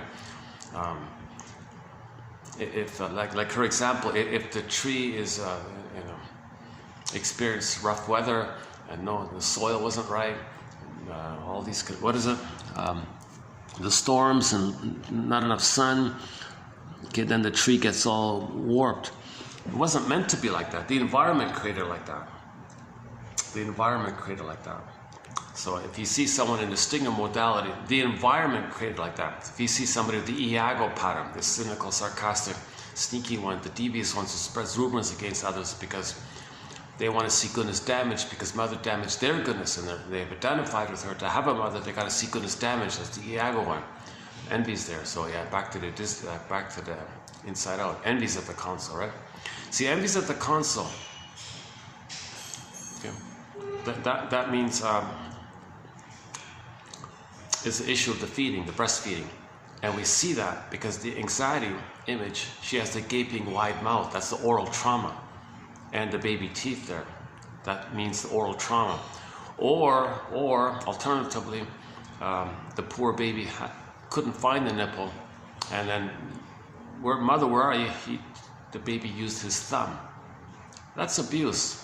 For the baby to have to turn to his own thumb for mother's nipple? Oh my God. That can damage his teeth. Maybe the teeth issue we see with anxiety might be due to the thumb sucking because the mother wasn't there. Or it just simply means that they're showing you the arrested development took place just at that early time when the teeth start to come in. So that's another, again, sign of oral trauma, the breastfeeding trauma. So that means it's the envy breast. That's why envy's at the console, because he identified with the aggressor. The boredom character, one theory is that the baby was waiting for the breast, waiting and waiting, helpless, waiting, never came. He feels bored finally.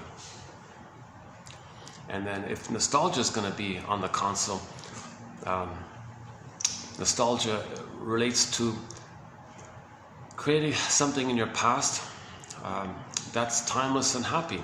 That's what the baby is supposed to have, a timeless, happy blissfulness. So again, nostalgia also relates, we're talking pathological nostalgia. We're not talking like benign stuff. We're talking pathological nostalgia, where you're looking back, creating some dreamy, timeless kind of thing. That's a code for that the baby didn't get the blissful time with the breastfeeding. Okay, so nostalgia means that, boredom is for that, anxiety shows the gaping mouth, and envy, the envy breast. So that's a sign of trauma. Now let's be easy on the mother here. She did a very good job with Riley, because there was no prenatal trauma, and most importantly, there was no birth trauma. In the first film, the first memory that came down was the golden orb. Okay? So when Riley was born, right, she was smiling and happy and giggling or whatever. So there was no birth trauma. She wasn't, a lot of babies come out, all drugged out and passive, and that's trauma like that. So the mother did a great job. Janoff would, if you read Janoff's material, he would say she was an incredibly wonderful mother. Okay? The problem was afterwards. The mother failed from birth onwards. Okay, and you can kind of see that with that mother. She did seem kind of little cold, narcissistic like that. I have a hard time seeing her as being a kind of loving, affectionate mother like that. I have a hard time like that. So that kind of fits the personality we see of her mother. Yes, she's smart and intellectual, but we don't care about that. Baby doesn't care about that. He needs the sweetness and the tenderness and affection and the warmth of the mother. Doesn't care if she has 10 PhDs. Baby doesn't care about that. Okay, so in the sequel, in number 2, okay, so the basic premise, just quickly, the basic premise is in the first film, joy and sadness got souped away. Okay, when the needs are not met, the pleasant feelings soup away, you go back to the survival brain, that's fear and anger. Then at the end of the film, so think about that. What a pitiful life if somebody always has only fear and anger in life. Jungle slogans, survival slogans. You're not loving or trusting or feeling or playing or caring, or you're just the so-called toxic masculinity. You're just angry all the time, hostile all the time, vindictive. Your humor is dark humor, put down humor, shaming humor, scapegoating. This is you're just thinking. You're just angry in survival. You're like an angry. So that's why joy and sadness. Luckily, joy and sadness came back up. So at the end of the film, joy and sadness came back up. So that's the healing. That's a good result. So now, first it was sadness to come to the console. That's the mourning. Then joy can come back. Joy is the primary one. But first you got to get sadness. You can play a Vonda Shepherd song. All of the happiness that you seek is 100 tears away. So first the song is called 100 Tears Away. Just a simple little pop song. Not one of her hits or anything. We only have 2 songs of hers on our soundtrack. That one and the famous Searching for My Soul one, the theme song. All right, things are okay. Yeah, good. It's funny, some days, this is funny like this, yeah. During the week, it's busy all around. today's a Saturday. I had a hunch it might be like this. It's funny. Sunday it'll be packed. It's funny. It's Saturday afternoons in these kind of places. It's kind of quietish. Oh, let's check the time here. Wait a minute. It's like what time is it? 4:44. Okay.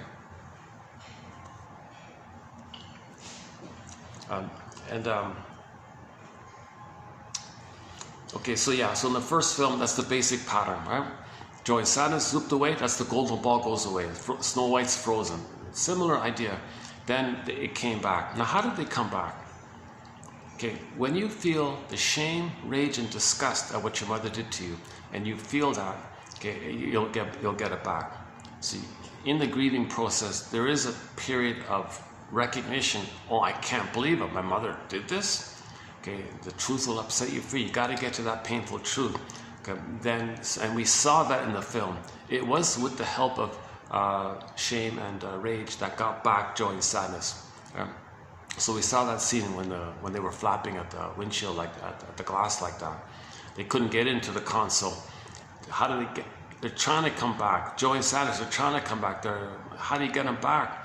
So finally, it was rage and disgust played the role of shame. So when you feel the shame, disgust, and rage at your mother, that's why you're gonna be a little angry. Like the Fonz was kind of enraged like that.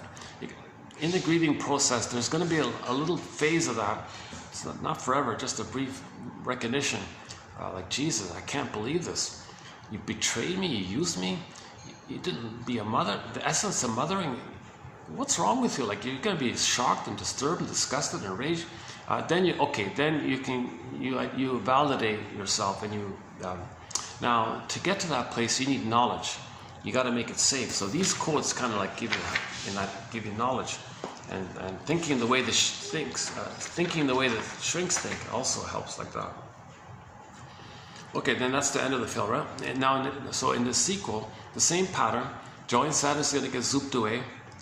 Now the added element is that she's now in puberty, so when you go to school, you can't show those other three emotions. So anger, fear, disgust also go in the bottle. So the basic premise is the same. Joy, sadness. Actually, they're literally in a glass bottle, like Snow White. So they get zooped away again. But the added element is that maybe in school, anger's in the bottle because you get in trouble if you show your anger at school, right? Fear's in a bottle because maybe the point about fear's in a bottle and why anxiety's on the console is because that anxiety is the old fear coming up again. That's called anxiety. So the fear, the baby had the fear with the mothers, but when you're older, that fear is seen as anxiety. That's why anxiety is at the console. Okay, and disgust was in the first film was mostly distaste and dissmell. At the end of the film, it was that scene of the shame. And then so disgust is also going to be disgust, shame. It's going to be in the bottle as well, and on the surface there'll be embarrassment. Okay. So in the new film, from the trailer, we see that joy gets zooped down. Okay, the surface representation. The effect of that will come about was the boredom character. Okay, and they call it NU, right? That's pretty simple. If somebody has joy in their life, they're happy. They're not bored. So if the joy's gone, they might feel bored like that. Now the bored is a link to the breastfeeding issue. The baby wasn't fed normally, right? Okay. Sadness is in the bottle. It's a primary feeling. So now, if what I saw on the clip there, it's true, then they're going to have nostalgia at some point, the sweet old grandmother character. Because if you can't feel sadness, there's a pain around that. Remember, you can't feel your feelings, you feel pain. So when you feel pain, you look for a defense. Nostalgia, pathological, is a defense. A defense against the pain of not being able to feel sad.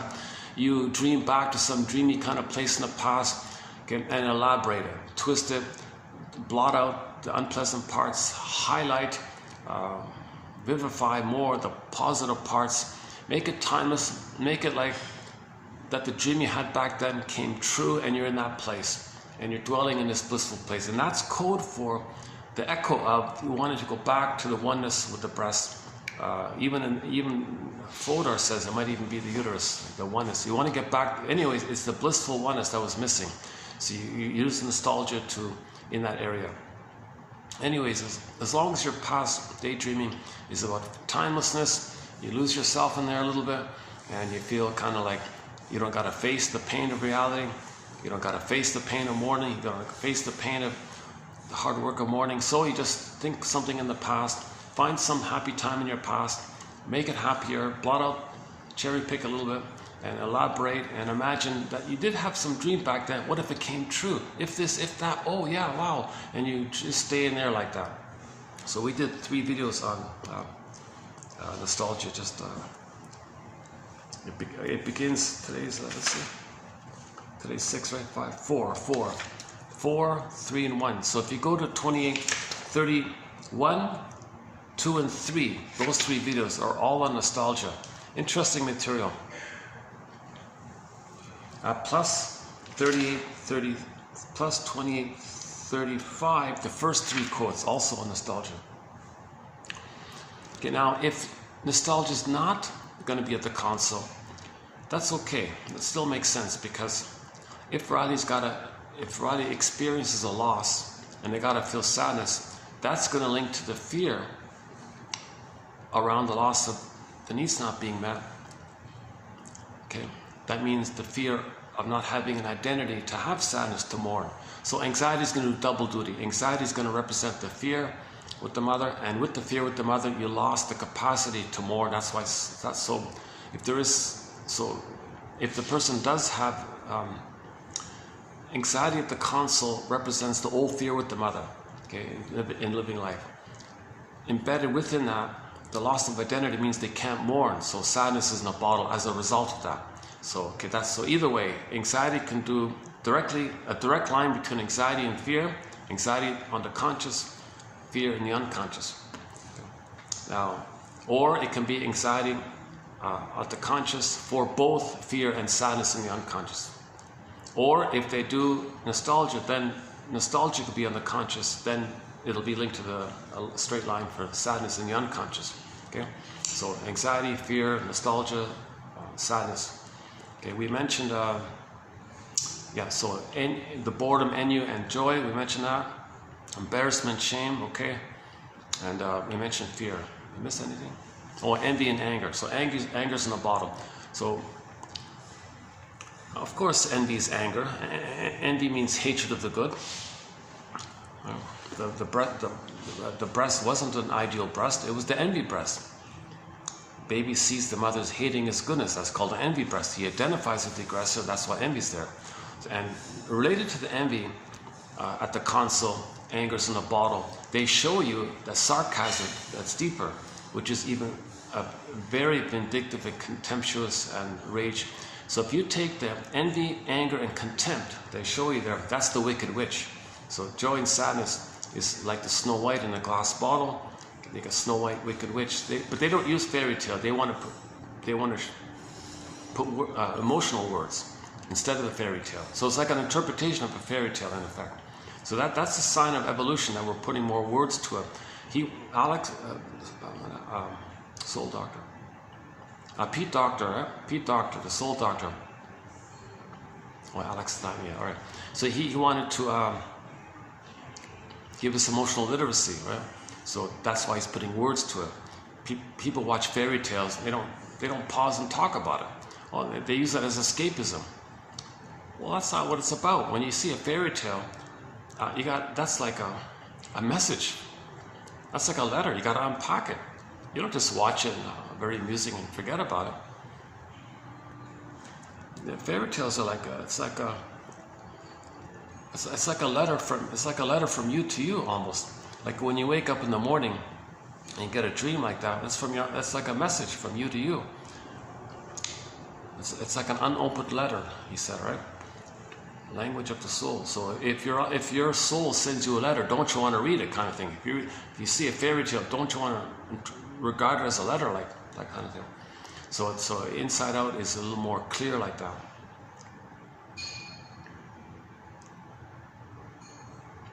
in the trailer for Inside Out 2, we saw a more mature attitude because the Joy character, who also played the ego of the person, said, hey, sadness is in the house. All right, yes.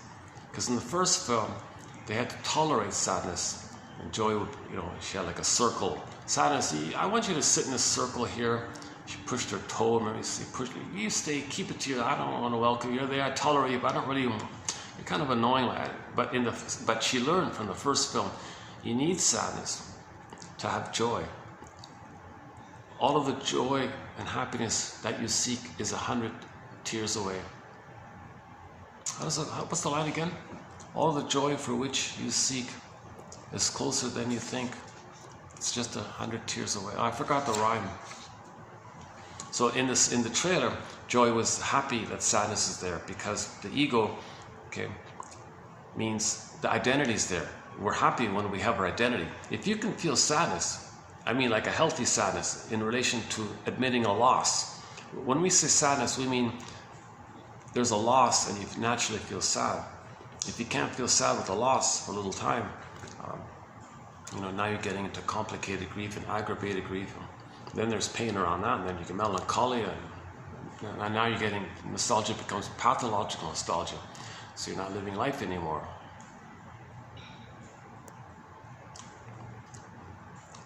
Yeah, the Disney ad, that ad, I'm looking for the Inside Out ad on the SkyTrain.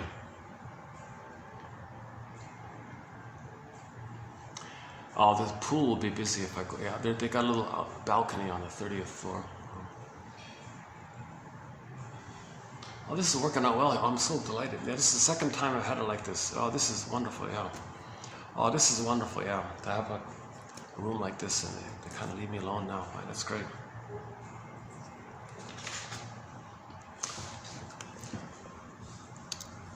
Okay, so this makes it very clear. She makes it as clear. This is as clear as it gets, isn't it? Again, those who are convinced that humans can't change usually have a pessimistic view. Their conviction is that man has always been and always will be greedy, cruel, envious, and etc. Nonsense. If you say nonsense, they say to you, well, yeah, you don't have the courage to face the truth, man. Jungle, man. Come on, what's wrong with you? You're seeing things with the rosy lens there. And then those people say, well, your jungle slogan, that's pretty one-sided like this. That's the survival brain. There's more to life than thinking like a iguana, We're humans with feelings. So the constructive side stems from, that's our man's essential nature. The constructive, the constructive, the generative, the loving, that's from our core. Miss Core, remember? That's called the real self. So Miss Core in the Greek myth, that means the real self. Snow White, it's the real self. Echo, the real self. Solvig, the real self, etc. Conversely, we believe that man turns unconstructive if he cannot have his real self. So not having your real self, if it's frozen, then you feel barren and destructive. So this is all related to child's development. This is based on child development. Just as a tree needs certain conditions for its growth, so does a child. The child needs a secure attachment style. That's the condition for his growth, a secure attachment style. If there's attachment trauma, then those conditions for growth are missing. He needs the proper conditions. If the environmental conditions are favorable, i.e. he has a good enough mother, quote-unquote, secure attachment style, the child develops whatever particular potential he has. He does so because, like every other living organism, he has an innate urge to grow, an innate drive to grow. But conditions which are unfavorable, attachment trauma, his development is derailed. It goes astray. Now he might become clingy or withdrawn or enraged. Now, this next part means if the mother changes her ways in time, then the child can get back on track. But if the mother doesn't change her ways in time, i.e. before 5, let's say, and it persists, then he'll end up neurotic. Okay, now this neurotic, okay, he's not aware of it. Okay. So, as a result of this neurotic process, he develops all kinds of unconstructive, self-defeating, or destructive to self and others. The main features of which are conceit, neurotic pride, okay, unconscious pretenses, duplicity, etc. Okay, so you might become vindictive. Okay, so we get the idea. Bully pattern, Iago pattern, all the cynics and sarcasm, etc. Now, you could not call the results of this process his essential nature any more than you would do so with a tree. If a tree, because of storms, too little sun, or too poor soil, lack of nutrition, becomes warped and crooked, you wouldn't say that this is the tree's essential nature, would you? Okay, and it goes on. It goes on. So I'll leave the rest of it for you. Yeah, just click the more link here.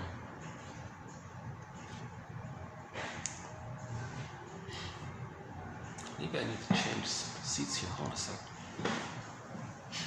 What if I go here?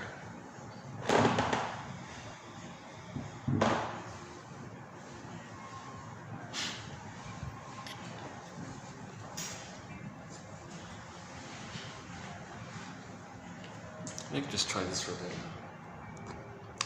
Okay, now the truth is, I have another one like this for tomorrow. I was going to do a preview of it, but I'm thinking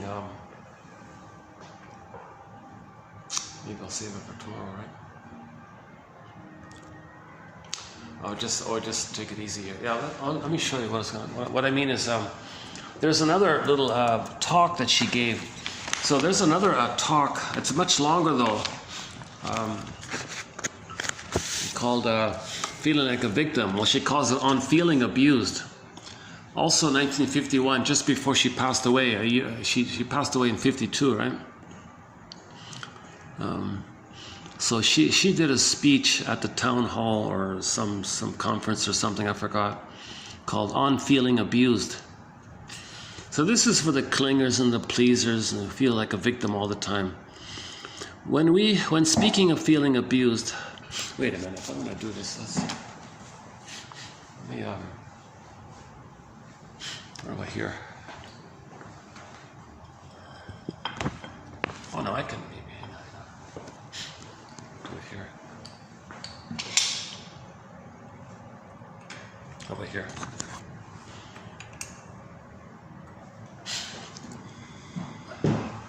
This is a much longer one. I don't know if I'll finish it. This is let's see, 1, 2. What is it? 1, 2, 3, 4, 5, 6, 7. Is that 7? 1, 2, 3, 4, 5. Oh, 6. Sorry, yeah, 6 pages. Now this is not going to fit, so I'm going to abridge this. But I haven't read this yet. Yeah. So by the way, I haven't read this yet. So so let's just maybe do a part of it. Okay. Okay. So when feeling, so if you think if you feel like a victim, so victimhood kind of thing. So we're talking about the pleasers and the clingers. Now the stingers, of course, have it, but they do reaction formation.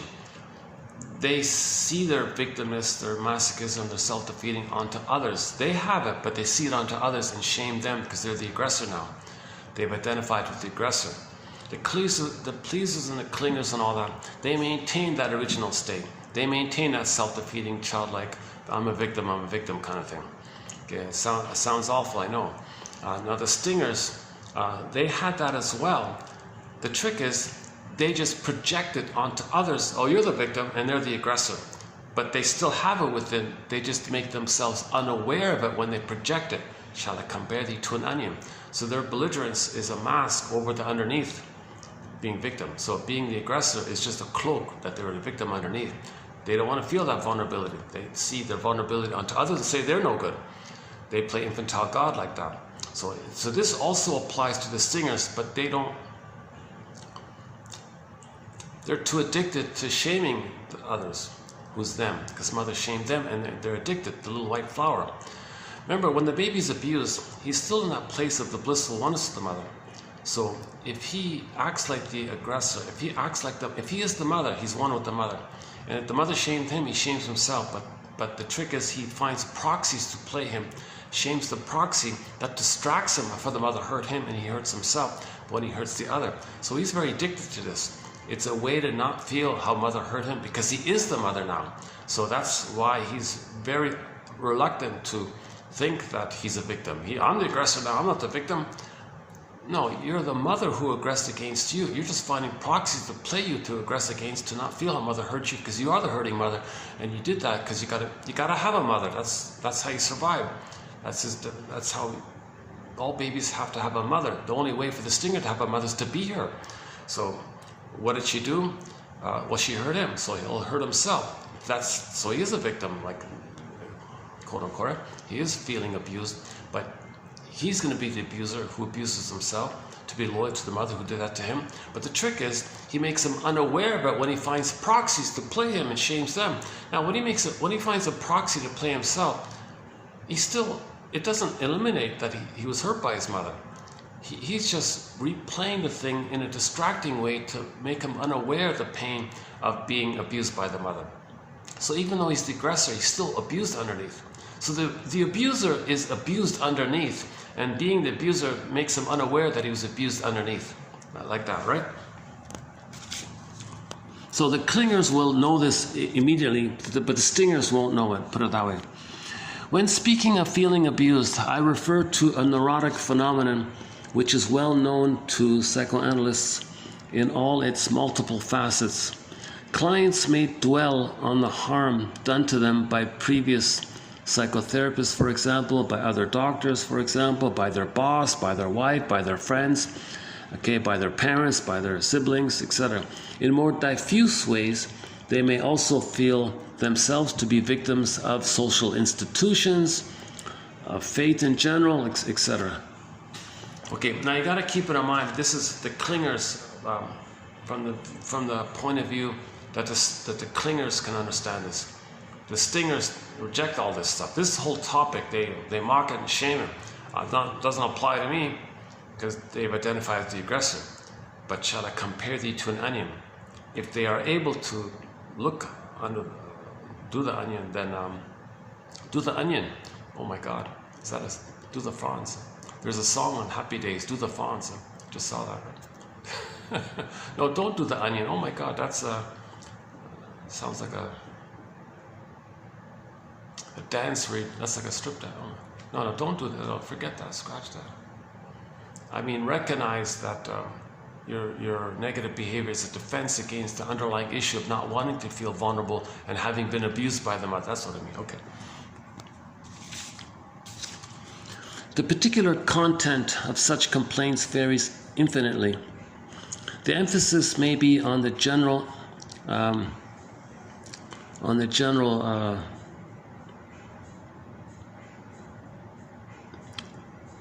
iniquity of fate. Is that a word? Is that a typo? Okay, the client may be convinced then that everybody's better off. Okay, so in the clinger and the pleaser mode, it's more open, it's more visible. So let's put the stinger issue aside for a moment. Just think about it from the self-defeating one, the poor me character, right? The clinger, the pleaser. So remember in the other quote, right? The clinger and the pleaser, they self-sacrifice themselves pathologically for no benefit, but they just give themselves all the time, and it hurts themselves in the process. These are the ones we're talking about, the martyr ones, right? So, so their complaint that they're a victim can take many forms, right? They can say, "Oh, everybody's better off than me. You know, everybody has it good except me. I always get the fuzzy end of the lollipop," says Marilyn Monroe in Some Like It Hot. Others get good jobs, they get good salaries, their clocks always keep the correct time, their cars never need repairs, and so on. Okay. More specifically, the emphasis may be on injustice done to him. He, the client, has been, while he, the codependent, he's been cooperative, efficient, helpful, understanding. He has, in fact, done more than his share, but he got an unfair deal. The others failed to be grateful, to help him, to consider him, and even to show him a minimum of decency. The emphasis may be on others' criticizing and accusing him, imputing motivations that were quite alien to him. He may feel exploited and opposed upon. Everybody seems to want something from him, or indeed to expect the impossible of him, and to make him feel guilty if he does not measure up to expectations. So the clinger is just, I'm doing everything I can to please you, I'm doing everything I can to save you. Geez, and aren't you going to give me a little gratitude here? Aren't you going to notice any of my efforts here? The clingers don't get it, that the stingers don't care. The emphasis may be on being frustrated by others. So the quote-unquote they frustrate him, they squelch his joy, they just interrupt his career. So he's blaming all the time. They begrudge every advantage of his or every step he takes. They humiliate him, slight him, despise him, disregard him. Okay, so think about the clinger and the stinger. So the clinger says, I'm not okay, you're okay, I'll save you, I'll please you. Stinger says, well, I'm infantile God, my soul is no good. You, clinger, I'll see as a proxy of my innocence, which I shame. So if the clinger is trying to please, give me a little gratitude, the stinger says, I don't know what you're talking about. You're my unloved, shamed, defective self, which I see onto you. I'm the aggressor who creates that. So I'm going to hate you and despise you and damage you, because that's what my mother did to me. And the clinger is saying, wait a minute, I'm going to please you. I'm going to save you. I'm going to be nice to you. I'm going to help you. Maybe give me a little back or something. You got to be kidding. The idea of asking that is, you don't ask, don't expect empathy from a baby who's in survival anxiety with the mother who's hurting him. The stingers come from a place where the baby's nursing and the mother's doing it wrong and he's scared. He's in that kind of place. And let's say the baby bites the nipple with his gums and the mother's in pain. Who would say to the 2-day-old baby, hey, 2-day-old baby, what you did hurt your mother. Don't you recognize, have empathy and consideration for the pain of your mother? He's not in that place yet. He's trying to survive to get the feeding on his end. He didn't reach that place of having differentiation between himself and other. He's just a little god, a little king, and the mother's just serving him. He doesn't see the mother as a person with feelings yet. That's why the stingers, okay. So we have a whole thread on the stingers and the clingers. Okay, so the clingers feel, always like the victim, right? All right, so as the neurotic client gradually reveals these experiences, we are struck not so much by their kind, but by their frequency and intensity. We all not only may have, but in fact have had similar experiences. We all have been used as a means to an end. Whoa. We have been deceived or disappointed. We have, without exception, had unfortunate human experiences in our early childhood which were painful and have left their traces. In other words, such experiences seem to belong to the human suffering we must bear and accept, and they may help us to become more discerning and more tolerant and to develop more compassion for the suffering of others. Okay. The more entangled in unsolved inner conflicts a person is, the more do these experiences change in quantity and quality. Generally speaking, the main difference is one between external provocation and emotional responses. To begin with, the neurotic person himself often elicits inconsiderate or offensive treatment by his behavior without being aware of it. He may be so compulsively compliant helpful, and appeasing that he inadvertently invites others to run all over him. He may alienate others by his irritability and arrogance, but being unaware of his provocative behavior, he may experience only that they reject and slight him in an entirely undeserved manner. This factor alone renders the frequency of actual abuse greater than the relatively healthy person. Okay, so the person with the bully pattern who's against people doesn't realize that his rudeness is scaring people off. I'm not doing nothing wrong, so he's neurotic like that.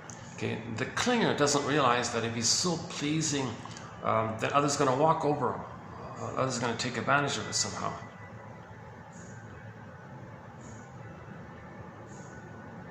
Right? Okay, sorry. I'm just reading this for the first time. I'm sort of missing it here. I'm going to update this, of course, and I'll do an abridged version of it. So, the neurotic has the quality of maintaining the neurotic status quo, right? If the pleaser and all that is too nice to everybody, it lends to the fact that others may take advantage of it, kind of thing. So he's stuck in that kind of place. If the flipped one, the stinger one, if he's aggressive to others or selfish, then he scares people away, and then he's in that mode, and he creates that mode.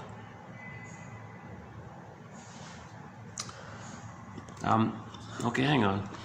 The client's emotional responses to factual trespasses or mishaps are quite out of proportion. Because of his irrational claims, he demands on himself his neurotic pride, related to this is neurotic pride. So the clinger and the pleaser, they take a certain pride. I give so much, I get nothing back. Look how great I am, I'm proud. The bully one says, yeah, well,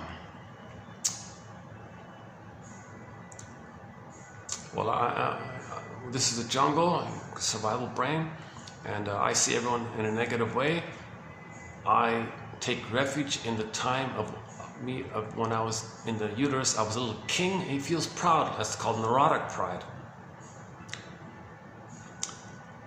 You know, there's a difference between pride and neurotic pride, in other words. Okay, by the way.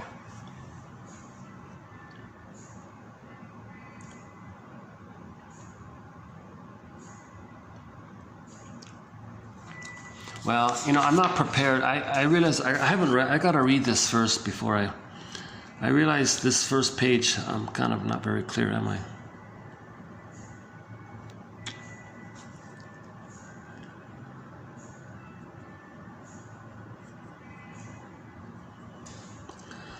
I think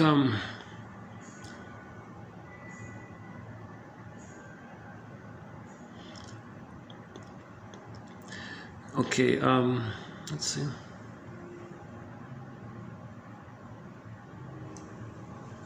Yeah, okay, let's save this. I'm going to need to read this. I just sent it to the printer guy because I wanted to maybe read it outside for a change. It gets tiring reading it all the time on the...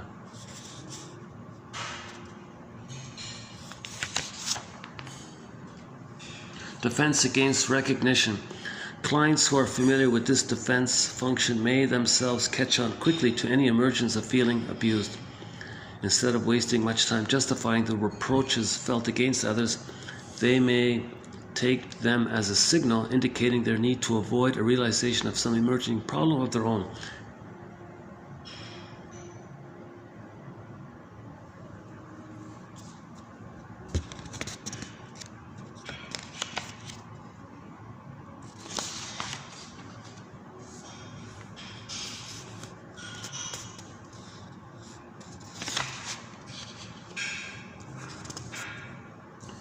Okay, let's do summary here. In summary, to summarize with regard to the phenomenon of feeling abused, it is important to see both the diversity of content, form, and individual sources and the unity behind such diversity.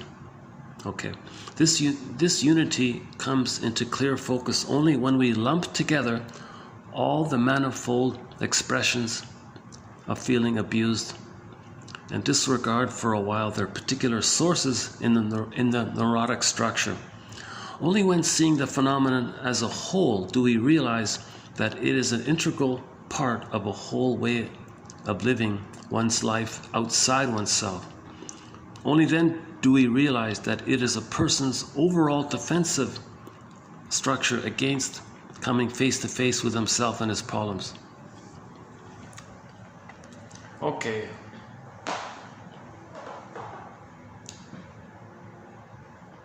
If a person has a set pattern, okay, then he fits everything for that pattern.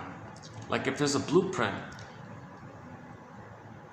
different elements of his life are going to be in service of that blueprint. So if he's the clinger and the pleaser, self-defeating, okay, and let's say no one is hurting, let's say no one is disappointing him, but there's a little thing, well, he'll take the little thing and amp it up to fit the blueprint. He was disappointed. Okay? Or the bully character, no one is threatening him, he'll take nothing and make it up that it's dangerous because that fits his blueprint. So he's always fitting the blueprint. That's what she means, I think. So think of it in those terms. People are seeing things through the blueprint. So the one who says, I'm not okay, you're okay. Okay, the mechanism is called sweet lemons. No, other people are not bitter, they're sweet. I'm not okay, they're amazing. I gotta save them and fix them and heal them. They hurt me? No, they didn't hurt me. I twist it because I'm fitting my blueprint.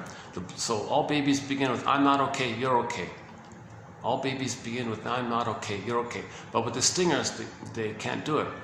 They find proxies to play their not okayness. They take refuge in the time in the uterus where they're a little king and a god. And so they say, I'm okay, from that narcissistic delusion. And their soul, which is unokay, they feel, they put onto the proxy. So they say, I'm okay, you're not okay. So whatever's going on in life, they got to twist it to fit that lens. I'm okay, you're not okay. The clingers, okay, do the same thing. I'm not okay, you're okay. That's the summary one, right? Okay, that's, yeah, I think I got ahead of myself here. I was going to read it first before I talked about it. Because I kind of like that one we did today, that little one we did today. Oh, there's Inside Out. Hold on. Can we get it? Oh, it's gone. Oh, it passed away. That's the second time. So every 2 hours it passes by, roughly. I like this one we did today, 2836. This one here. So that's why I thought I might do another one tomorrow.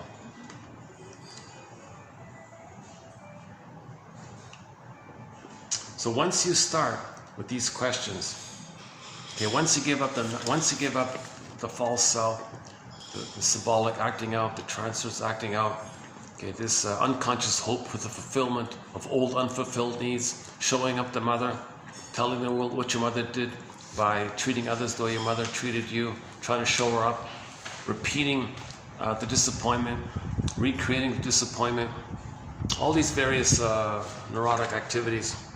Then when you give that up, then you begin, oh, okay, who am I? What do I feel? What do I want?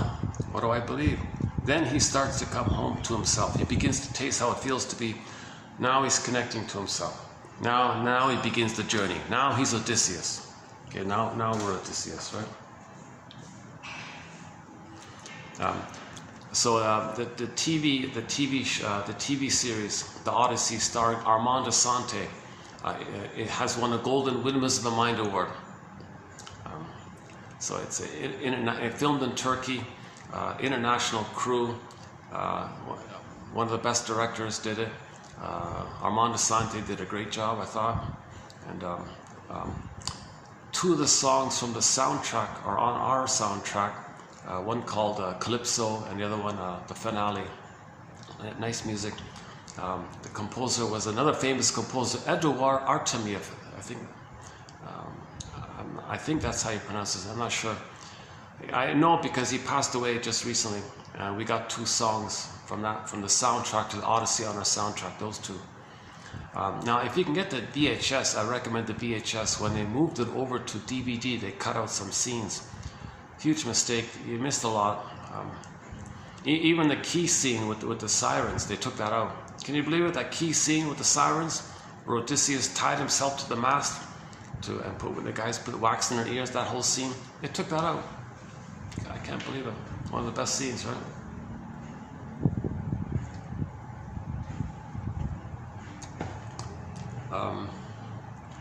Let's see, what time is it? 4:24, 5:24.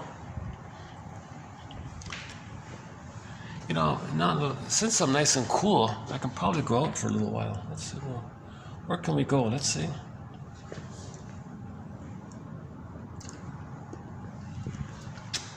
It's too bad there's no real park I can walk around there.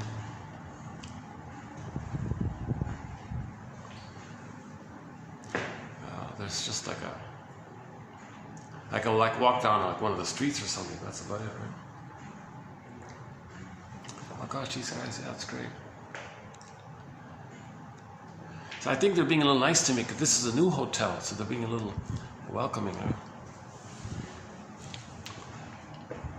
When it gets too busy, they'll kick.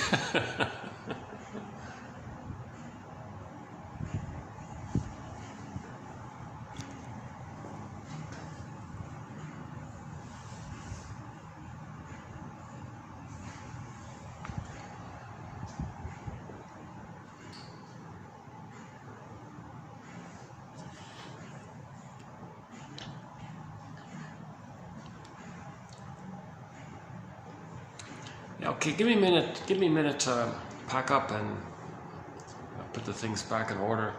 And let's take a peek upstairs, see if we get lucky. And I'll show you a view from the 30th floor. But fast forward this a couple of minutes. Let me put this down here a minute. Yeah, hold on a second.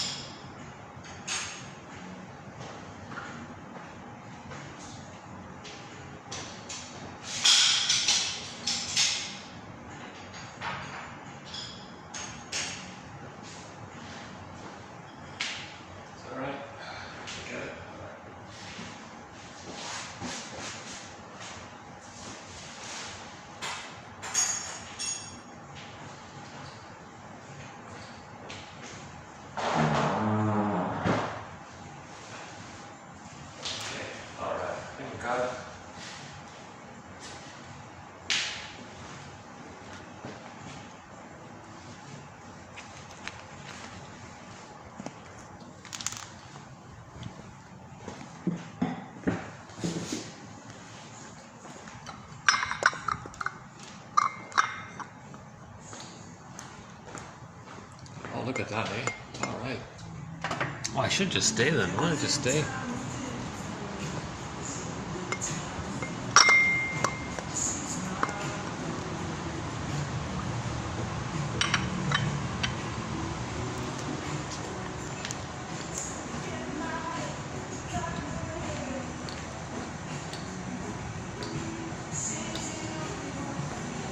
Thank you. See you.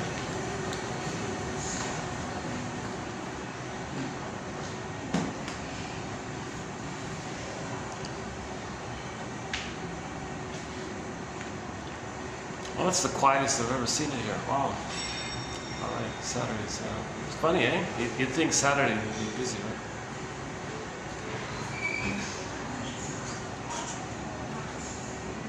That's okay. I'll take the next one. That's okay.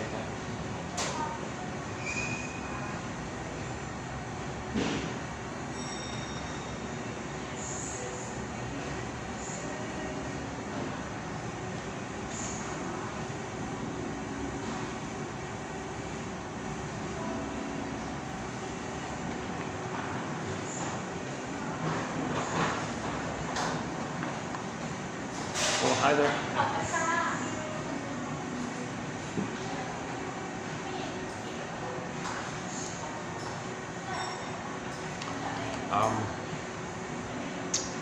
Yeah, so once again, Karen Horney, the book is called Our Inner Conflicts. Oh, going up?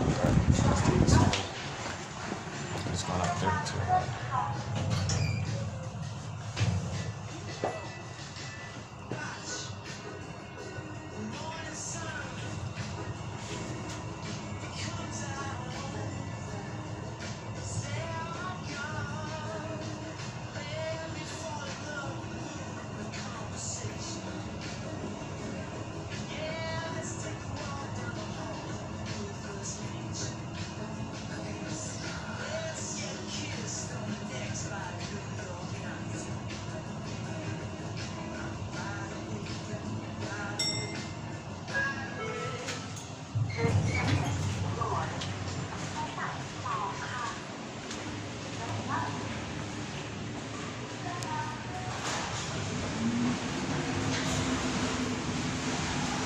Oh, it's pretty busy. Oh, okay, maybe not.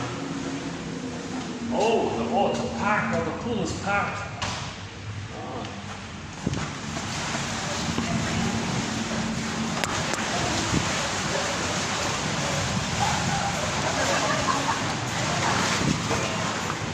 Look at this side. Oh, no, the people there. No, I can't. Oh, okay, well, I'll just show you here. No, the pool is packed. No, forget it.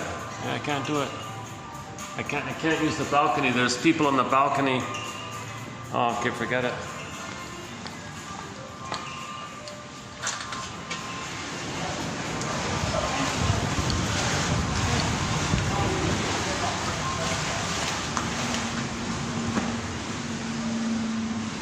Oh, wow.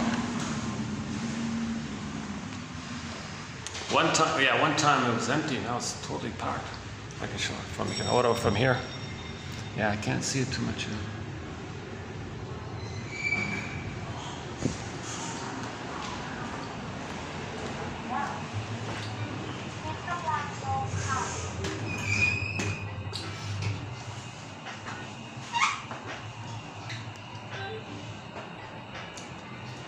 Any final thoughts here?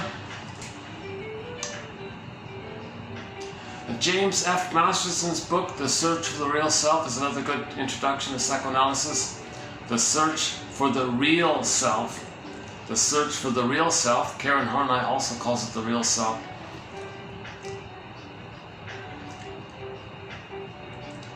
Hate means you're disconnected from your real self. That's all that means. It's not an innate thing. All right? The innate thing is that the child is loved as a mother, and it comes from the real self.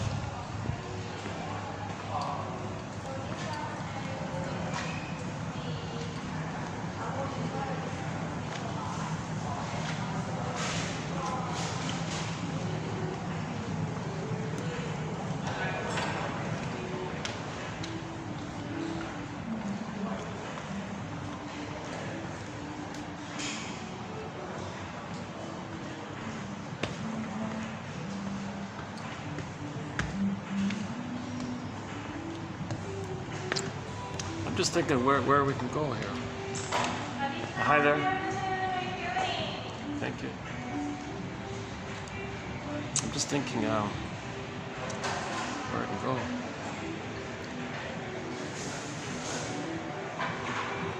Just stay here for a minute. Yeah, any final thoughts here? It's a pity I can't really show you too much, right? Actually, maybe I can take a peek at the rooftop again. It's about a 10-minute walk. Yeah, there's another hotel with the rooftop thing. I did it once before. I can try it again.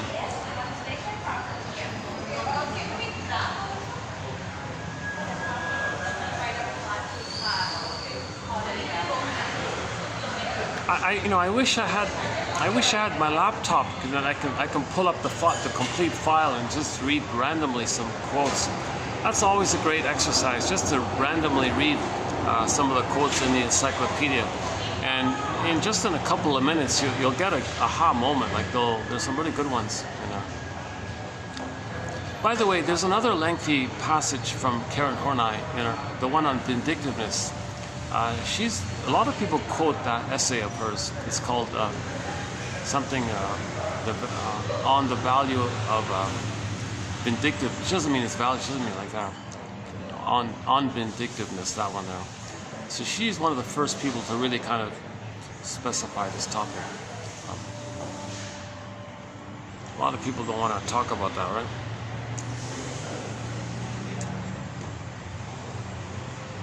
But if you read Karen Horney, like our inner conflicts, like today's essay, and I think tomorrow's essay as well, you get a more holistic, you get a more broader, compassionate, empathetic, holistic kind of view of things. It keeps you human, it keeps you compassionate. That's her gift, I think. She doesn't create new great theories, like she doesn't invent new psychic structure models. She's sort of, in my humble opinion, she's sort of the mother of all self-help books. Because all self-help books are just sort of a spin-off of Karen Horney, really.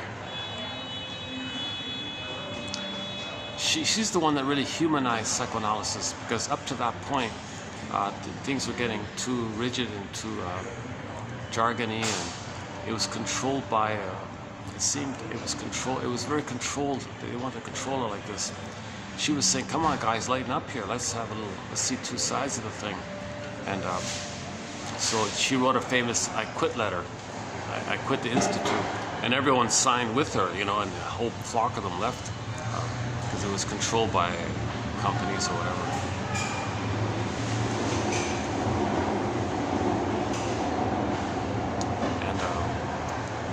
And I took a peek at the guy who headed up the charge against her, and I took a peek at his writing. Oh, vague nonsense. The guy was deluded. He was a schizoidal, arrogant, schizoidal kind of character. He thought he was.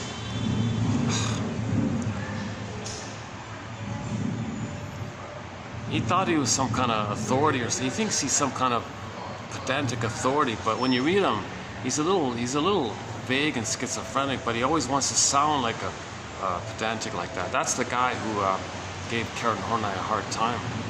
So in Karen Horney's goodbye letter, she explains a little bit very politely and all this.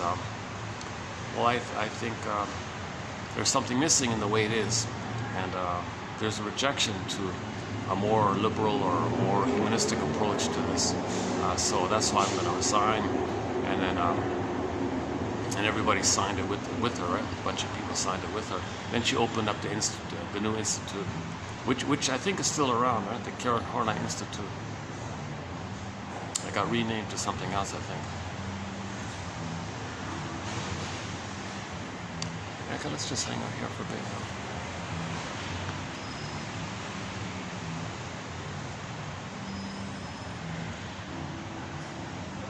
Maybe yesterday was a bit of a fun day. Maybe that's why I'm in a not a bad mood today.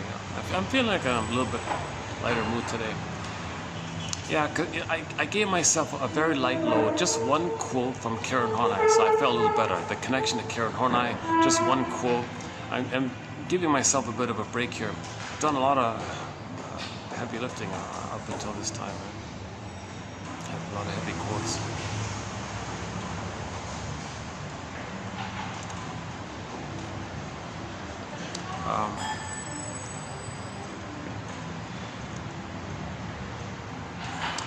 So likewise, in the Disney film Inside Out, we're going to see the gang come back to the console. Huh? So the story will be the same motif. Like in the first film, Joey Sadis went down, anger and fears at the console. Okay. So in the second film, Joy and Saturn and anger and fear, and they all go down, they're going to come up. So that's the common hero's journey. Right?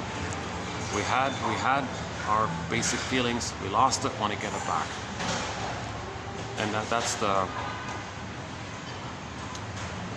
So if anger's at the console, that means the golden ball's down the well. Got to get the golden ball back, or Joy Sadis comes back, or return to Ithaca, etc. wake up, or be nice to yourself, and awake. Your beingness comes back to you, Snow White.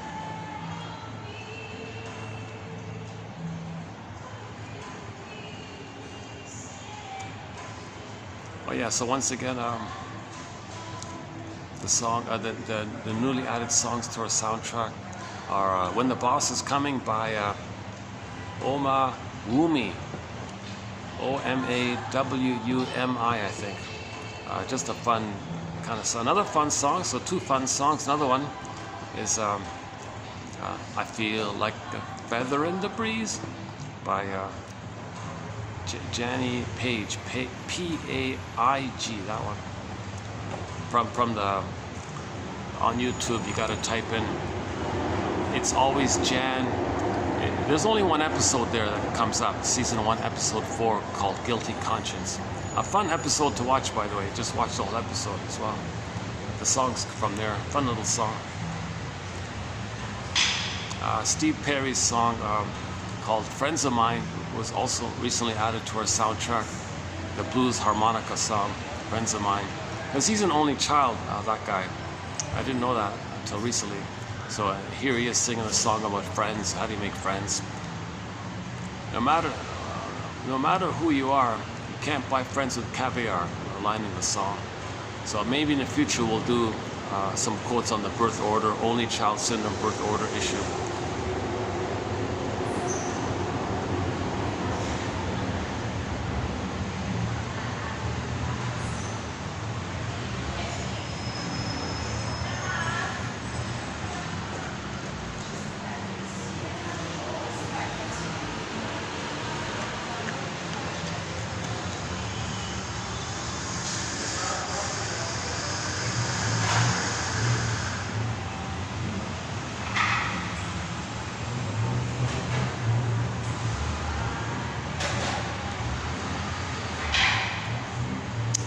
Yeah, the birth order, eh? He's still around. Steve Perry reported that he might be releasing some new songs, so we'll see what happens here. And yeah, this in the Janice Page, I looked it up. So she died at 101, right? But when she was 95, she did some kind of charity thing where she sang a song. And in that song, sung as a 95-year-old, it was a comedy song about, technology and all this modern technology and all this iPhone and iPad and SHIT. So she's not a fan of all this technology. She's, in terms of this, she said the only thing she's good at with these new technology is just losing them. I'm good at losing these iPhones. This silly little comedy thing that she did. But her main line is, her conclusion was, what was it again?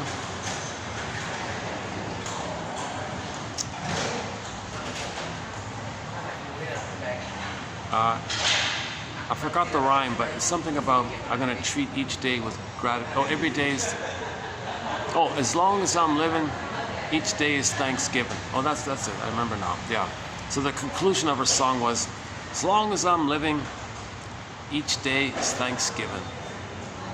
So a gratitude song. She lived to be 101, healthy, very healthy, smart, and all this. So she had an attitude of gratitude in her life. Gratitude. Oh my God, if a person doesn't have any kind of gratitude in their life. Now, of course, we don't mean cynical gratitude, sarcastic gratitude. We don't mean that kind of. We mean like warm-hearted gratitude. If the person can't feel any kind of warm-hearted gratitude, okay, there's a problem. That's an immediate sign. That's part. Maybe that's one way to get your parents a story.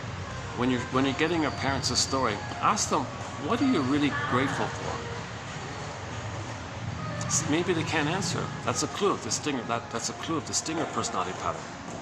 The stingers don't have gratitude, right? Empathy or gratitude.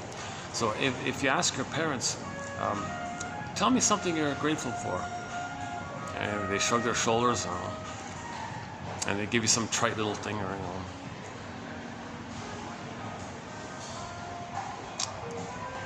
what's the best thing that has happened to you today? And they give you some cynical answer. Tell me your favorite joke. And if it's a put-down joke, that's another clue. Tell me your first 3 earliest memories. That's helpful, that one there. Because that could be like a theme in their life. Doing it over and over again. Tell me your birth order. If the parents were an only child, that maybe they had a hard time finding friends. Not necessarily.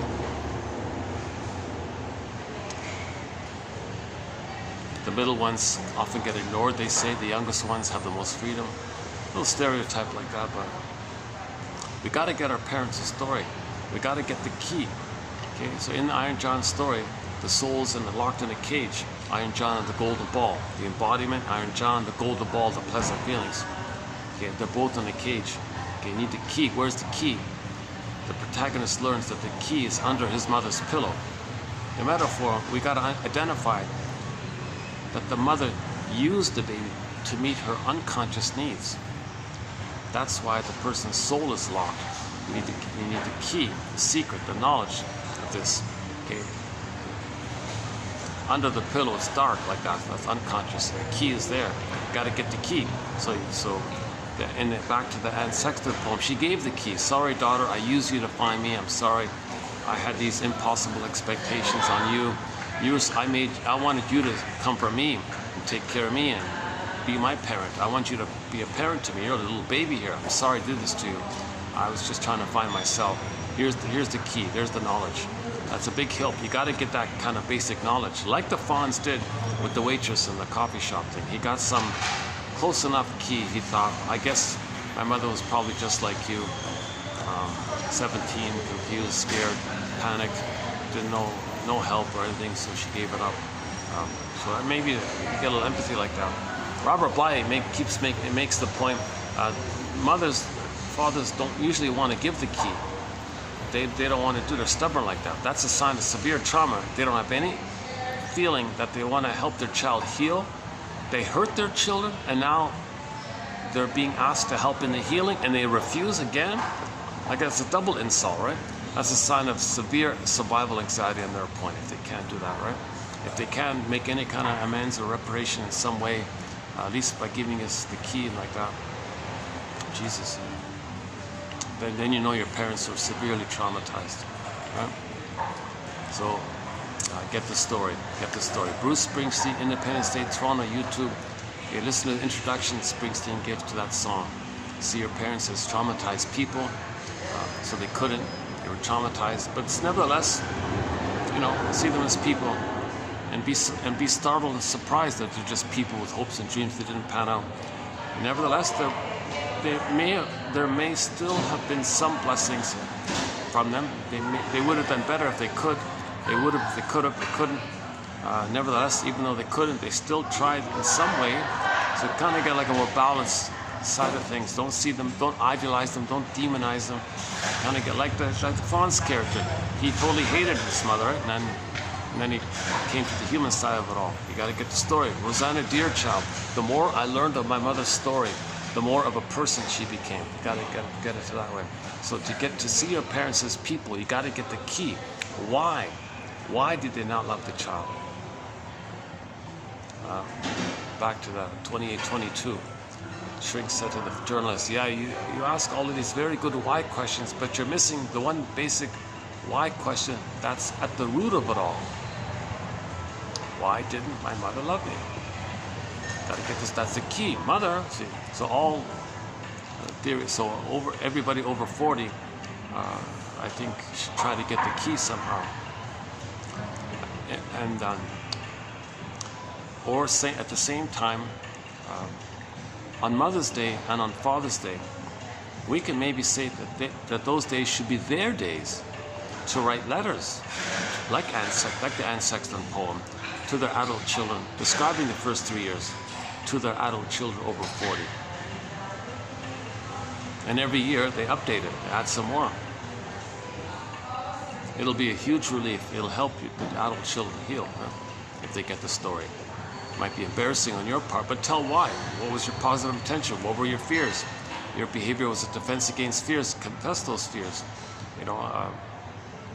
If the person came if the person came from a place where the land was plundered and pillaged, include that. That's an important piece of the puzzle.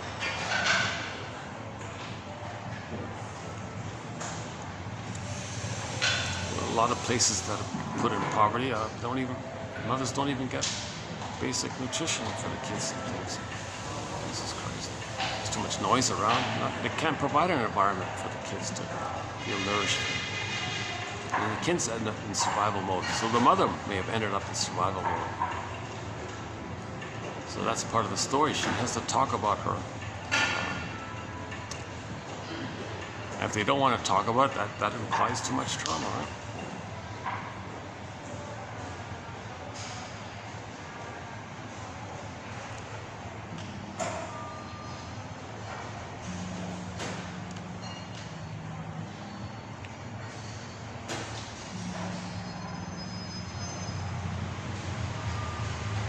This hotel is a nice new hotel. Yeah, spiffy, very spiffy. Nice.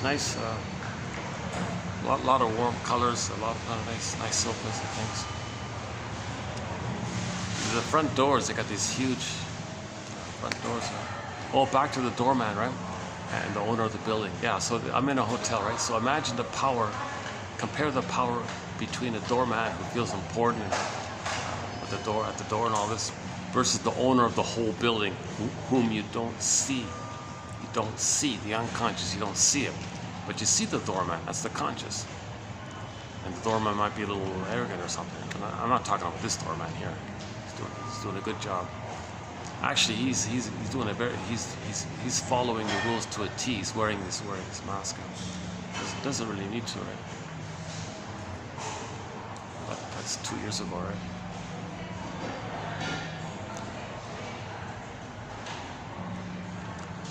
Oh, geez, yeah. Yeah, that psychopathic character who said that thing about the culling thing.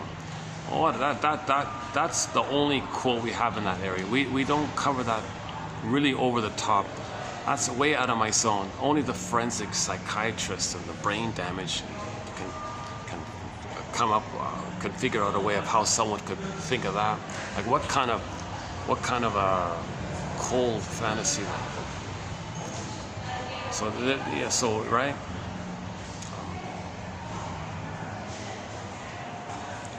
He said, I don't remember the exact words. I don't like repeating it, but he said, money can be made. There's a financial opportunity. A financial opportunity can be had by the culling of elderly dependent. I hate saying it. Jeez, I mentioned it last year, I was thinking, if we were to have a thread on a psychopathic pattern, that would have been included, I was thinking. That's all I was saying. So we don't have a thread on that kind of area. Actually, another short seller, I mentioned in the last video, says something in that area. Like a lot of these violent things people are saying, they're trying to communicate in code of their trauma. It's a metaphor for their trauma. People with this kind of violent rhetoric, hateful rhetoric, that's a code that they're hurt, that they're enraged, they're abused, mother didn't love them, mother didn't hold them, mother didn't soothe them. Some babies were never even held once by their mother, like skin to skin. Okay. Babies need skin to skin from the first 4 to 5 months. A lot of mothers clothe their baby, and they miss that. Pine, what's her name? Doretha, forgot her name. Pines, her last name was Pines. She had the whole book on this area. That the communication of the feelings between the baby and the mother. It's in the body, and the skin is kind of like the bridge between the two. So you gotta have that attunement and the flow. Let the music play on.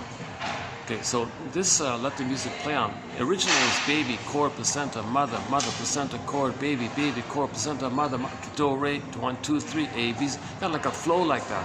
Okay, so when he comes out of the uterus, okay, onto the land world, that paradise has got to continue, and the attunement's got to continue. The flow and the rhythm has got to continue. There was a flow and a rhythm inside. It's got to continue on the outside for the first 4 to 5 months. That's 3 parts. The skin to skin, there's the emotions in the child, send the signals to the body, to the mother's body, and the skin is like the bridge like that. So the mother picks it up, so she understands and is attuned and responds appropriately. So message sent, message back and forth like that. Okay, in the nursing, that's part 1. Part 2, the nursing. Something about the mucosal nerves in the child line up with the nerves in the breast, the nipple breast of the mother. So now there's a communication in the suckling, so the milk can flow smoothly while the baby's molded into the mother's warm embrace and all that. And then the loving gaze. Looks at mother's eyes, sees accept himself. Mother hates him, he hates himself. Okay, he's got to have all 3 parts. Then the Garden of Eden continues. And it's timeless, it's bliss, he's happy. He feels like a feather in the breeze. He feels relaxed and happy.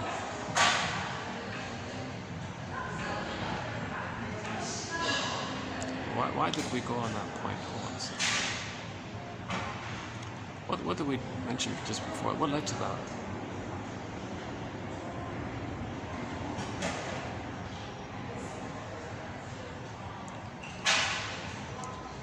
The doorman.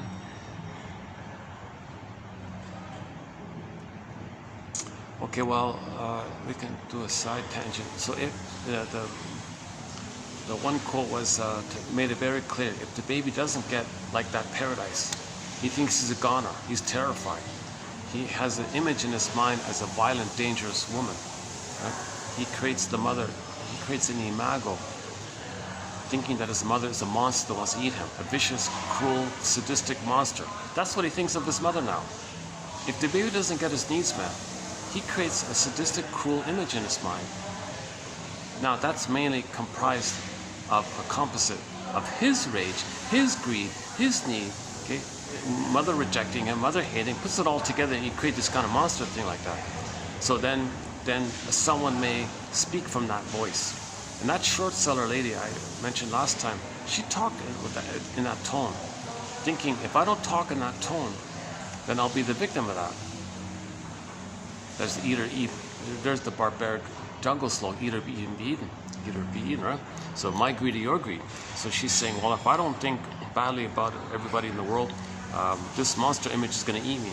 So I'd rather be the aggressor than the victim. Meaning, the baby had to identify with the aggressor. He can no longer be his true victim. He's a victim, but it's true. It's his real self that's victimized. He doesn't want that anymore. Puts it onto proxies, onto the planet. So yeah, one variation is some person's innocence. They can then say, like a short seller might say, well, okay, planet, you're kind of innocent, natural, and good like that. Well, when I was a baby, I was natural, innocent, and good. My mother plundered me. They identify with the short seller. My mother short sold my soul. So, planet, you're going to be innocent. We're going to plunder the planet. Then, part B, hocus pocus. Planet, I'm going to see you as the mother. Mother planet, mother. Mother earth, mother. Now, as a baby, I wanted to control my mother. Now I'm older, I'm going to control the planet. So first the short sellers damaged the planet because they were damaged by the mother. Then, hocus pocus, they flip it. They'll be themselves and see the mother as the planet as the mother. Now I want to control the planet. So damage the planet, control the planet. That kind of thing. That's an inference. That's an inference of what happened in the nursery. Our outer behavior is inference of the inner. So one way to talk about inside out is as beloved, so below, inside out. So the outside is like a creation to reflect the inside. Some people, just some people. Simon here, hold on a second. Unless there's another spot I can go. That's all taken. That's okay.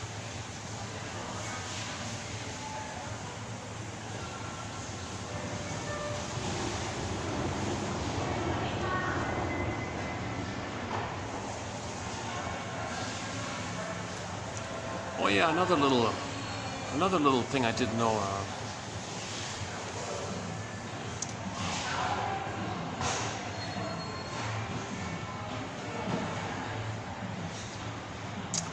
So if the mother damaged his inner home, his soul castle, his embodiment, his land like that, that's like his inner earth like that, right? Mother showed so, the mother plundered it, gave him poverty, or damaged him, felt polluted and hurt and wrecked and all that. He identifies with that. So you do that to the planet because the mother did that to you. So in the process of doing that to the planet, one of the things is now they're saying that that in pillaging and plundering the planet, now the coral reefs are dying now. They're like living little cells or something, right? They're calcifying, and a lot of them are dying when the heat. And those coral reefs, they function as a natural barrier to the waves. So if those corals start crumbling and all that, then there'll be greater waves. You say 10 billion tons of plastic dumped into the ocean.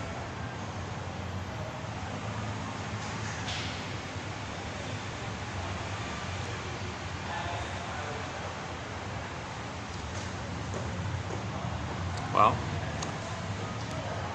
if the mother doesn't feed properly, he feels polluted. What's this powder stuff? What's this icky stuff? Or the emotional pollution, or the physical pollution, the fake food or whatever. I feel polluted by this. Mother's attitude is polluting. Identify with the aggressor, see the planet as the baby, pollute the planet baby, the way the mother polluted the child. Then the child's enraged at the mother. Okay, now they'll be themselves, see the planet as the mother who did that to them, and I fight with the mother. So you damage the planet and then fight with the planet, basically.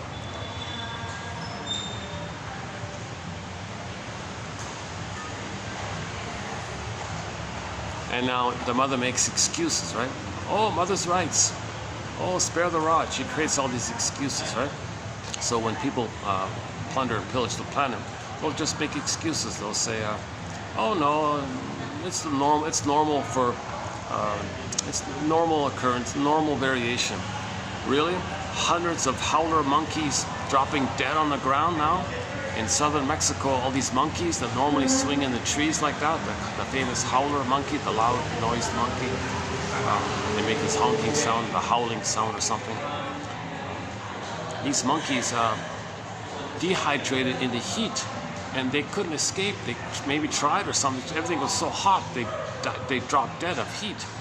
Oh no, that's not really. Well, I have a hard time with that. I don't buy that. That's definitely. But the short seller, they believe they're in survival anxiety. They can't admit guilt or responsibility or feeling because they're surviving. They're coming from the place of a baby biting their mother's nipple, desperate for mother to provide a natural experience. In their rage at the mother, they can't feel sorry for her. They didn't get that place. They first got to get love to then care for the mother. They never got that place. So just as mothers create slogans and excuses for their cruel behavior, short seller, they'll create lies and excuses.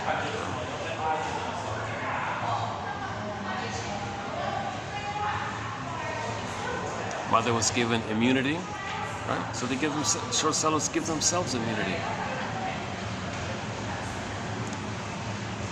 Mother felt a compulsion, so they give themselves fiduciary responsibility to be loyal to the mother. They create a fiduciary responsibility, so it means they have a loyalty to the mother.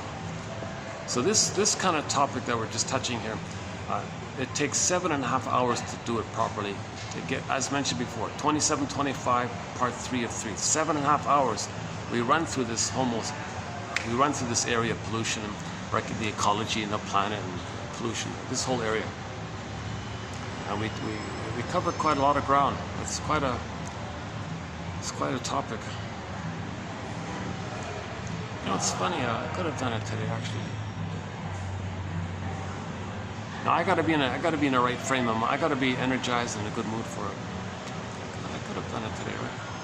Now I need some fresh material. If I'm gonna update it, I need some new. I don't want to rehash what I did already. It's pretty much there as it is. There's not much point in repeating the same thing. It's there. It's 2725, part 3 of 3. It's as good as I can make it for the time being.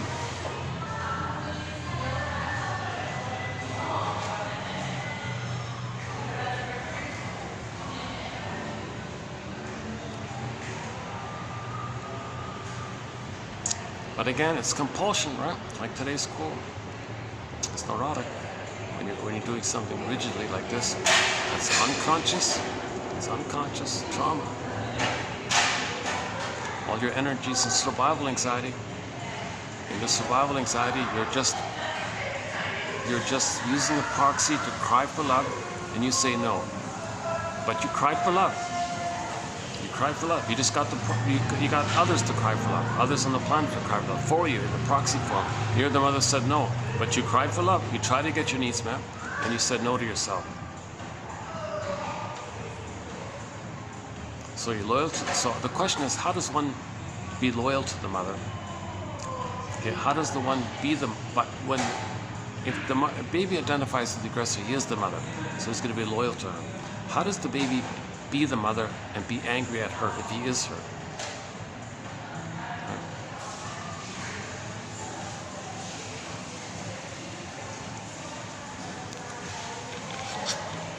Maybe if I can bring up that quote again. Let's see. Okay, yeah, I haven't read it yet.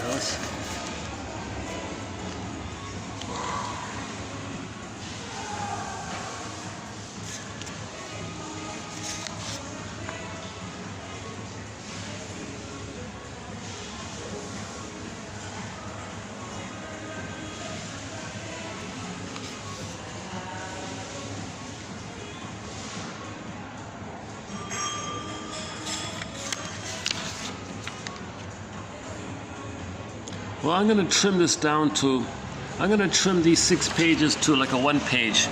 So what I'm going to try to do is take the 6 pages, the next one, and trim it down to like 1 page. So I'm just thinking about it already. Looking out, not in. As long as he does not experience his feelings, his thoughts, his actions, he cannot possibly feel responsible for himself or for his life. Whatever difficulties arise can be brought about only by others. They keep him down, they disregard him, they coerce him, they all these days, right? So energies must be directed outward, not only for attaining good, but for warding off the harm, or for getting back at others. It is important for the analyst to realize not only that the client may externalize this or that inner factor, but that his whole way of being is an externalized living. He looks out, not in. That's outside in. Outside in. Externalized living, yeah. Some people are just all externalized. Oh yeah, okay. So some people, he calls it externalized living, right? In other words, externalized living or centrifugal living, characterized by active and often frantic moves away from the self. Okay, so yeah, this is Masterson again. So some in the stinger mode, they don't have an inside out. So everything's outside. They're blaming, they're criticizing, they're hating. Everything's outside. They're plundering. Everything's outside. They don't have the feeling self to come from internalized living. They don't do inside out. So they're externalized living. So these are the guys who maybe like at the bar, just always want to watch people. They don't talk to themselves or make feelings about themselves. They just watch and comment, be cynical about everything they see. Oh, look at that idiot, look at that idiot, look at that one, and all these external. They can't look anything about themselves. They don't even want to own their projections. They don't want to even analyze what they see. They have nothing about themselves. So everything's always out like that because there's no in. So they're doing outside in. That's traumatic, this externalized living. So everything about their lives is blaming others. They're no good, society's no good, this is no good. They don't want to look at their contribution of how they feel, of how they're needing to blame or something. or why they're blaming, or why they're in this mode. Why do they think that somebody outside should invent a time machine, take them back to the nursery and change what had happened to them? Why are they thinking like this? Maybe one way to interpret this extrovert-introvert thing is people feel energized when they blame and quarrel with others, provoke others. They get all the energy already like that from others. That's externalized living. Some people draw energy from the beingness, having the real self, the serene, inexhaustible fullness of inexhaustible fullness. There's the energy when you're connected to the real self, and you're creative, and you're interested inside out. That's internalized living. But it's just by comparisons. The extrovert might say, introvert's too quiet. Something. Well, no, you don't look inwardly, so through your lens you compare like that. The introvert might say, gee, that extrovert one is too active like that.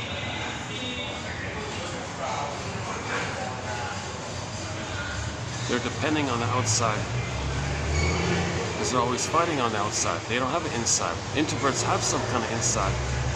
But the extroverts say, well, that's boring. Introverts don't understand that. They feel fine with themselves. Extroverts don't feel fine with them. They don't have that home within, the inside. That's called externalized living. Did I get it right? I'm sort of guessing a little bit here. Where's that again?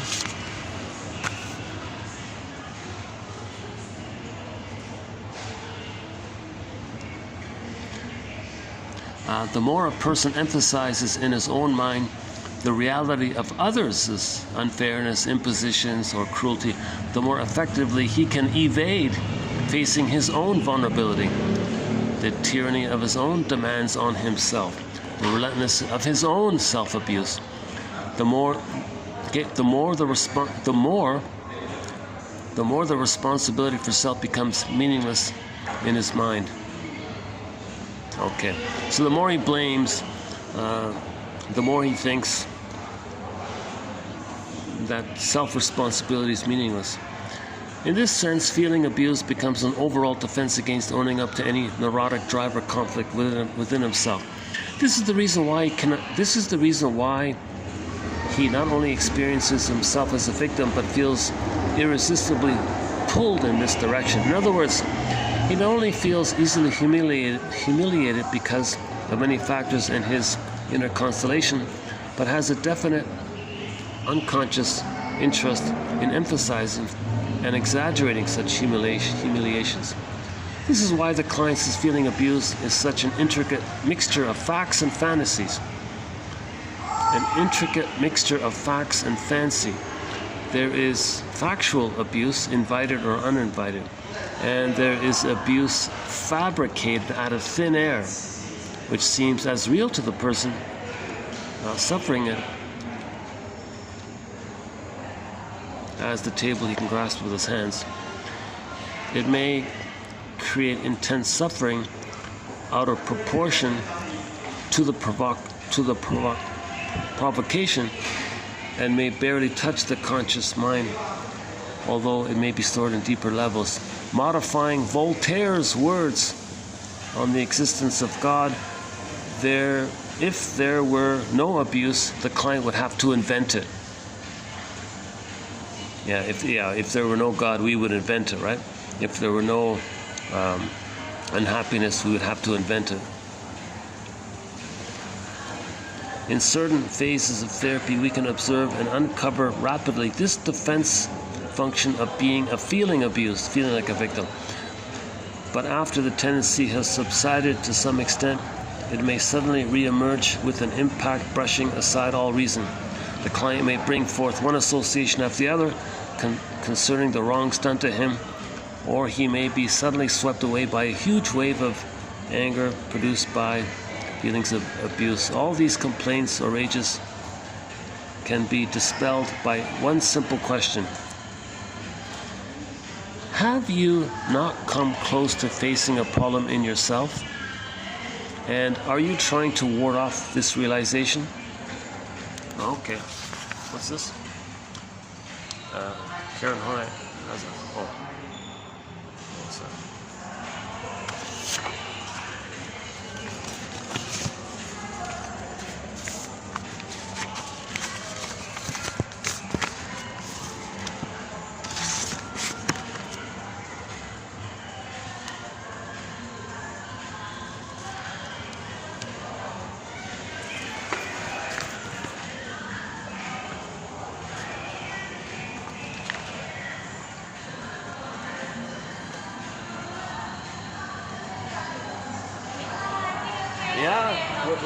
Yeah, thank you. Yeah, we're good.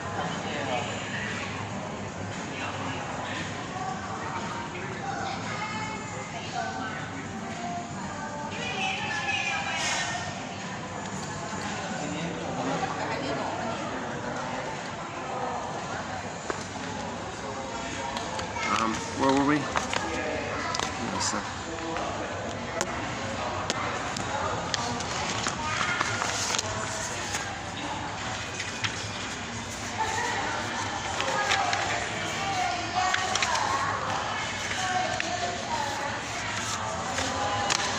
Okay, let's see. Have you not come close to facing a problem in yourself?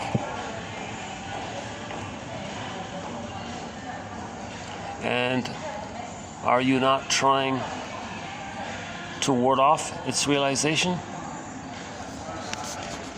Hang on.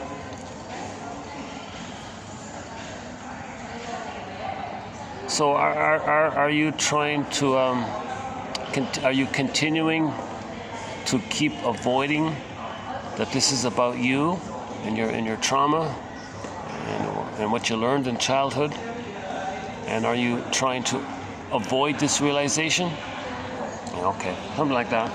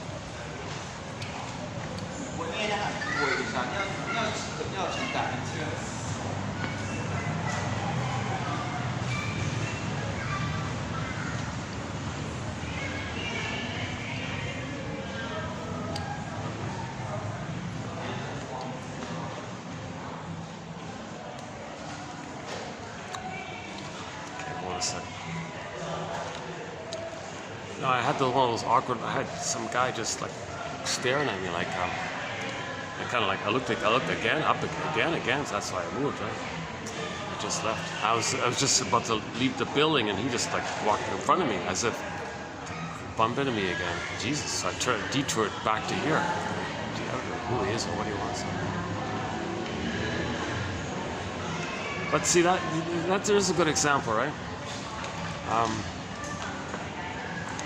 I think some people they want to maybe create some provocative thing to create a connection, so they don't like verbalize, like they don't like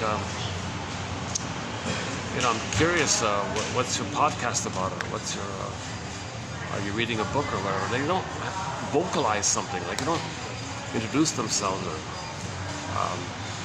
I overheard you say something about Karen Horney. I'm familiar with her. Or who's that? Is that a famous author? Like, they don't verbalize. They just like cut you off or block your path to make you, excuse me, or then create some kind of scenario like that. So this is non-verbal stuff.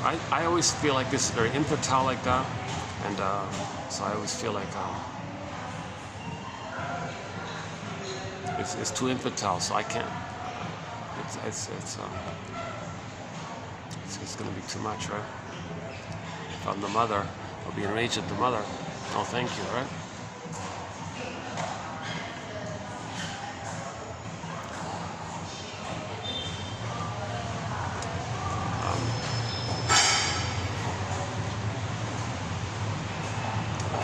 guess someone like that can reflect on.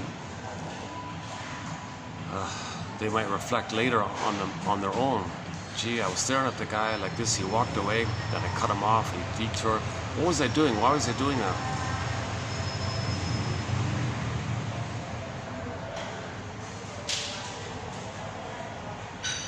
Like who would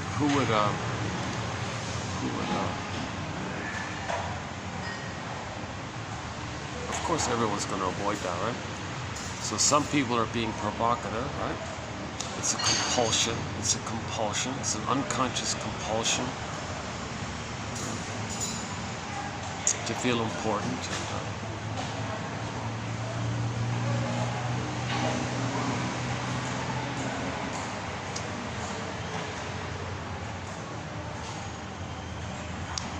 Okay, so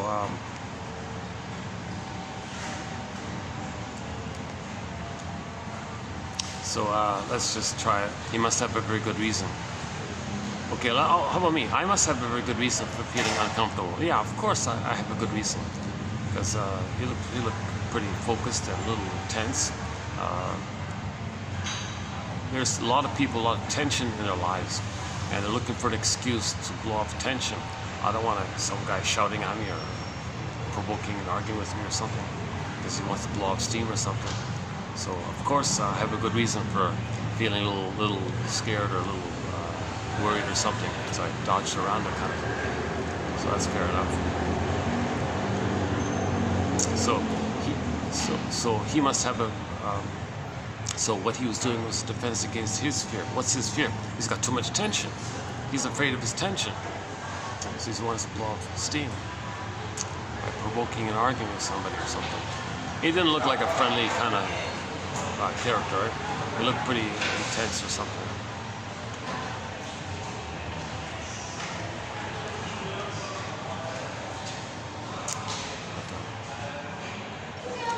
It's fun. I gotta tell you, like anytime there's any kind of little odd run-in with anybody, it's never with the local. It's never with locals. It's always with someone from some other country, like this international. This is a very popular tourist place, right? So you get people from all over the world, right? Or some expats or people, travelers. You get a lot of. It's always like from someone like that, right? Someone who's lost or someone who's not lost, someone who's escaping or something. And maybe there is some kind of a. But honestly speaking, the local people really kind of keep their cool and kind of.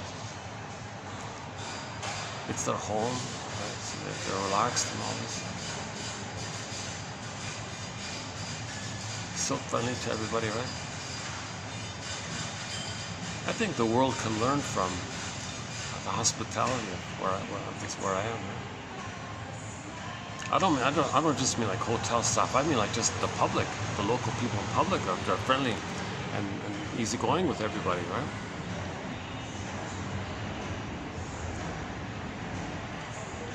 And there are millions of foreigners like in this country. I've never once seen any local be hostile to any foreigner. And some foreigners are kind of aggressive in their manner. Right?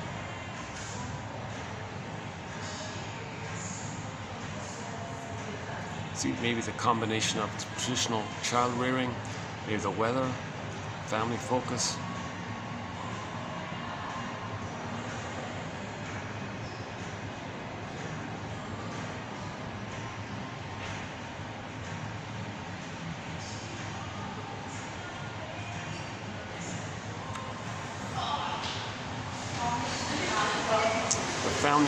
The greater family focus would make people feel safer because they're all connected with families, right?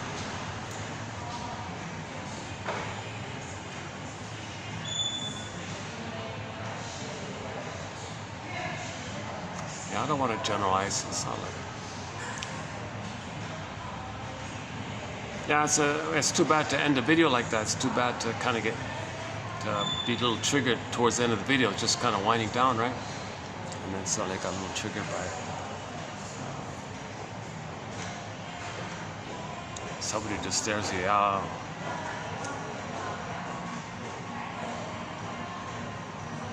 That's very rude, right? Isn't that very rude? Like, who would do such a thing? I can't even imagine.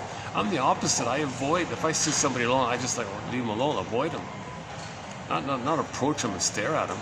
While I'm talking on the phone, the guy's like behind me on the phone, like bearing his eyes at me, staring at me. I looked down, and I looked up thinking he'd look away. He kept going at it. So kept doing it, kind of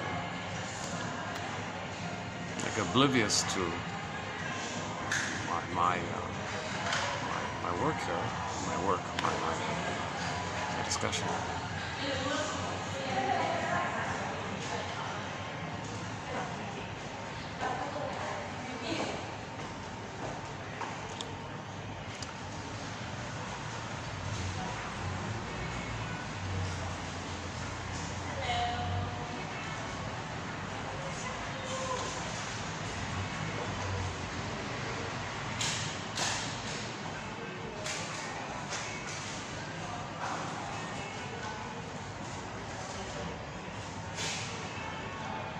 We go outside a bit. Let's see.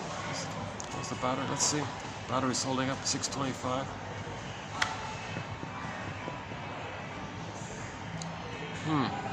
How can I end this video here? Let me think.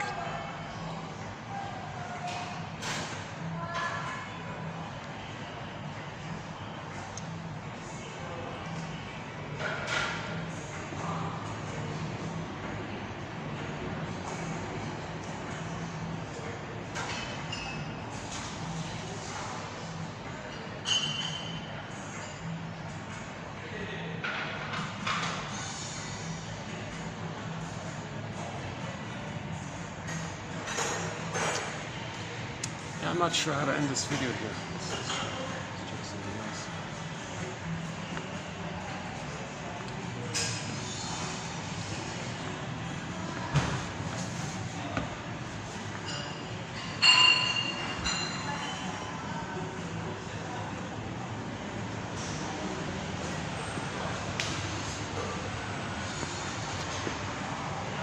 Yeah, I'm just thinking as I was trying to exit the building, he got up to intercept me as I was walking out. He was trying to like bump into me as if to walk out together, kind of thing. That's another clear sign that I was like a little targeted like that, right?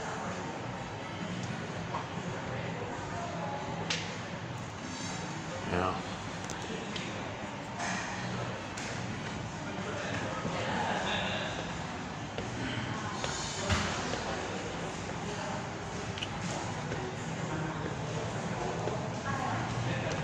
Well, he certainly had a very intense desire to interact with me, but if somebody's too intense, I'm gonna back off like everyone else. You know?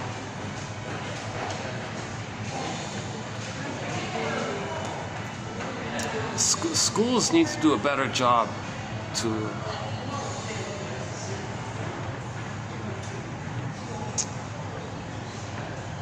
do some role play or something.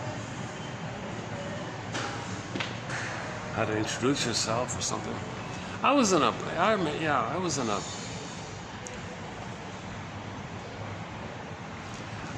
reminded of the Addams Family, the old comedies. Talk about nostalgia. The Addams Family had a new neighbor, but they were too proud to like go over and introduce themselves. Welcome to the neighborhood. We are the such and such, and hi, welcome. If you need anything, have any questions, let us know. Introduce. They couldn't do it. They're too afraid to like reach out like that, because the prototype is as a baby, when the baby tried to read, mother hurt him, so they're afraid to like connect like that.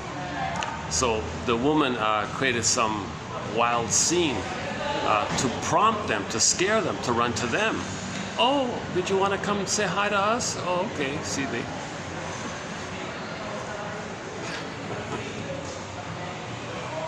That's not a very good show. You know?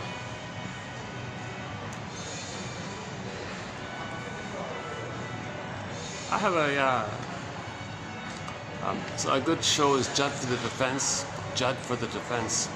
A very good show. No DVD, but recently the episodes are online. Starring Carl Betts. Very psychologically minded legal drama. We have some quotes from that series on our collection here. If you type in maybe just Judd, it might show up like that, right? I mean the search engine embedded for the channel, right?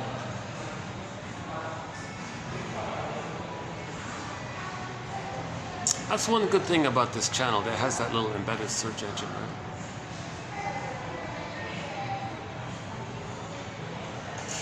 It'll take you to the videos that include those Judd for the Defense quotes. Great theme song, by the way, with the bass drums, the boom boom, the bass drums opening. Very good. We did 1 or 2 quotes from the Drop Dead Diva, another like a legal, metaphysical, science fiction, legal comedy show called Drop Dead Diva. We have, I think, maybe just 1 or 2 quotes from there. Yeah, I remember there's one very good one in there. Jeez.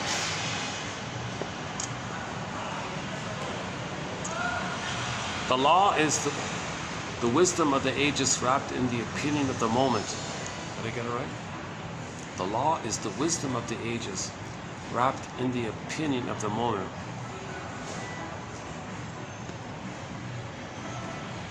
So everything you know about yourself, all of your self-knowledge is wrapped in the opinion of your moment. Right?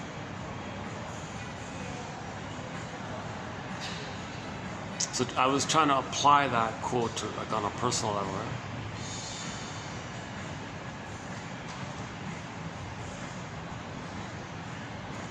Why, as long as I'm living, each day is Thanksgiving. That'll be on the next video.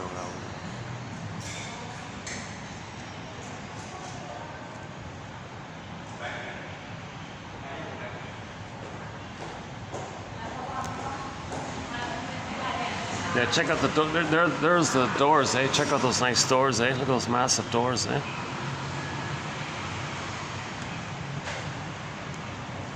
Awesome door, yeah, awesome doors, eh? Yeah, good quality, man. Good quality. Nice hotel. Actually, ironically, they know me a little bit because I was like the first guest to walk in here, to tell you the truth. Just on the opening day, I was like the first person. So they're a little familiar with me now.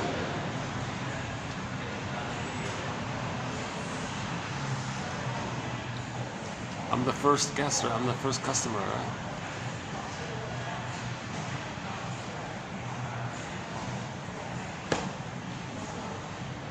Wow.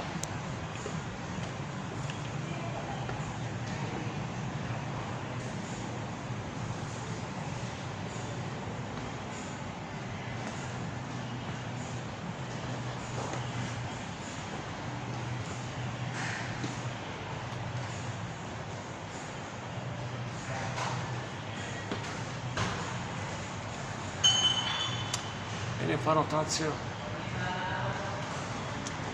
Geez, yeah, the unexpected ending towards the end there. I got interrupted by that fellow there.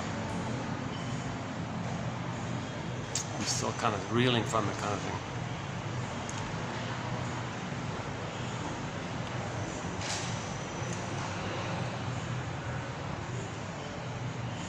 So once again, if you want to hear Karen Horney speak, go to her Wikipedia page at the bottom there, when you see the links there. You'll see the link. You'll see a link to her speaking. Something, New York, something, that one there.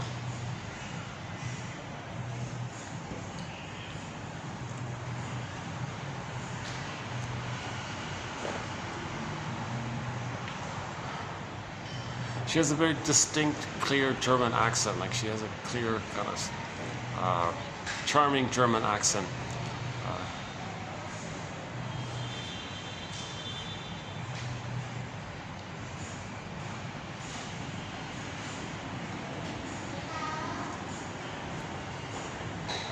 The biographer called her handsome. She's handsome.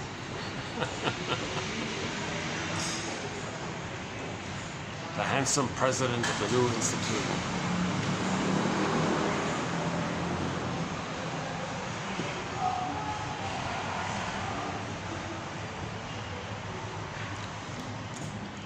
So her most famous, like, self-help kind of idea is people move towards people, like the pleasers and the clingers, or the healthy way. People avoid people, afraid, avoid an attachment style, afraid to reach out, or people are enraged and they move against people. Too much tension. Too much pain, too much tension, you go against people.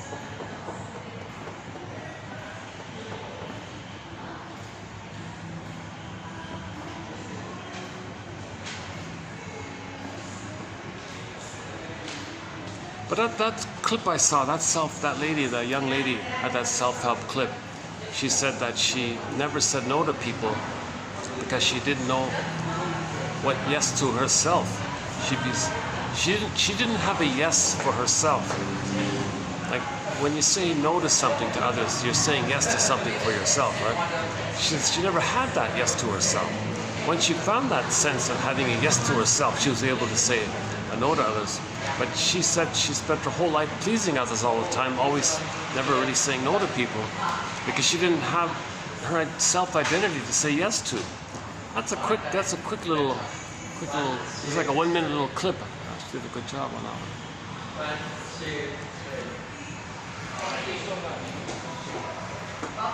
What is it? Every no to something is a yes to something else or something? Like you're trying to meet your needs, right?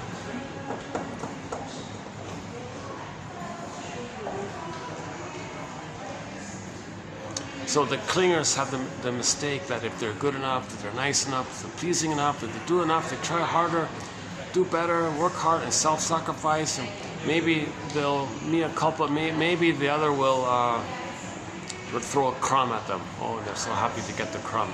They don't even get the crumb. So why are they doing this, right? Okay. So all children think that if their mother's not loving them, that the mother is crying for love. And the baby says, "Don't worry, mother, I'll save you, I'll cure you, I'll heal you, I'll fix you." So we're still in that mode. It's no baby's job to save the mother. No baby can try to cure or heal or save the mother. He sacrifices himself so much in an attempt to do so, thinking that if he does, he'll get a loving mother, and then the mother will love him in return.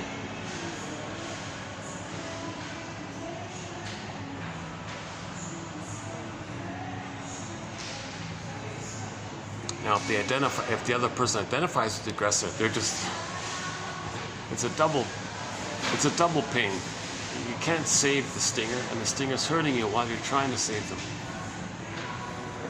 So, clingers and the stingers.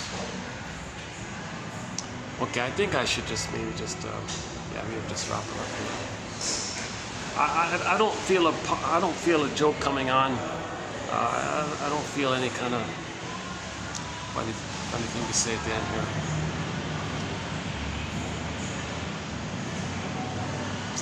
It was a very unexpected moment. Like, I was just sitting there reading the paper on the coffee table there, and then suddenly a very, very intense, it just kind of surprised me like that. And I was like double checking and looking up and down. Is this really, you still gonna do this? Like, can't you see I'm reading here? What do you want? I look up again. It can look more intense. Oh, this is not working. I better just leave here. So so kind of like. And then the added element of when I try to leave the hotel, he just stood up to like cut me off like that, like to bump into me as we're walking. What are you doing? Who the hell does that kind of? So either it's the fear of being abandoned. So he looked at me, created a connection when I didn't even see him, right? At first, he was staring at me, and I didn't even know he was connected to me or something. So I looked, and he's connected more and more. I better get away. Then when I walked out the door, he's like, "Oh, don't leave me, mother. Don't abandon me, mother." You see, so if he projected mother onto me, okay, and I walked to the side there, but when they saw me leaving the building, Mother, don't leave me. It's like following me, like that's what's going on. That's the power of the unconscious. A grown adult can act like a little baby, a scared, lonely baby, right? That's the power of the unconscious.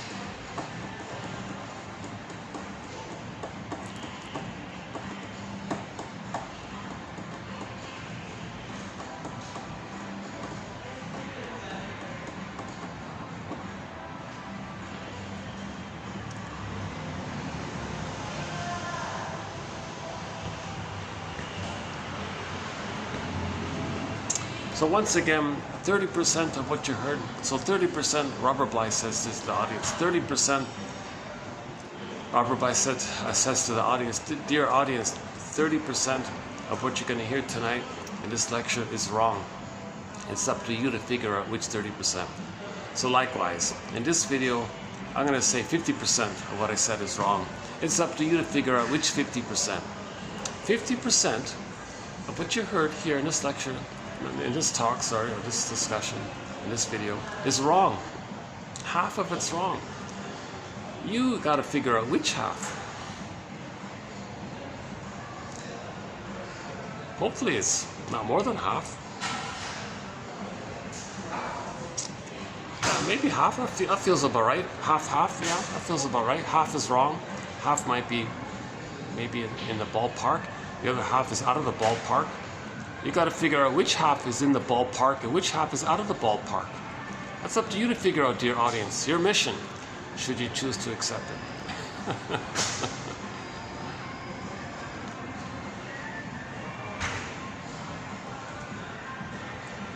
Richard Kimball is a fugitive from the justice he seeks.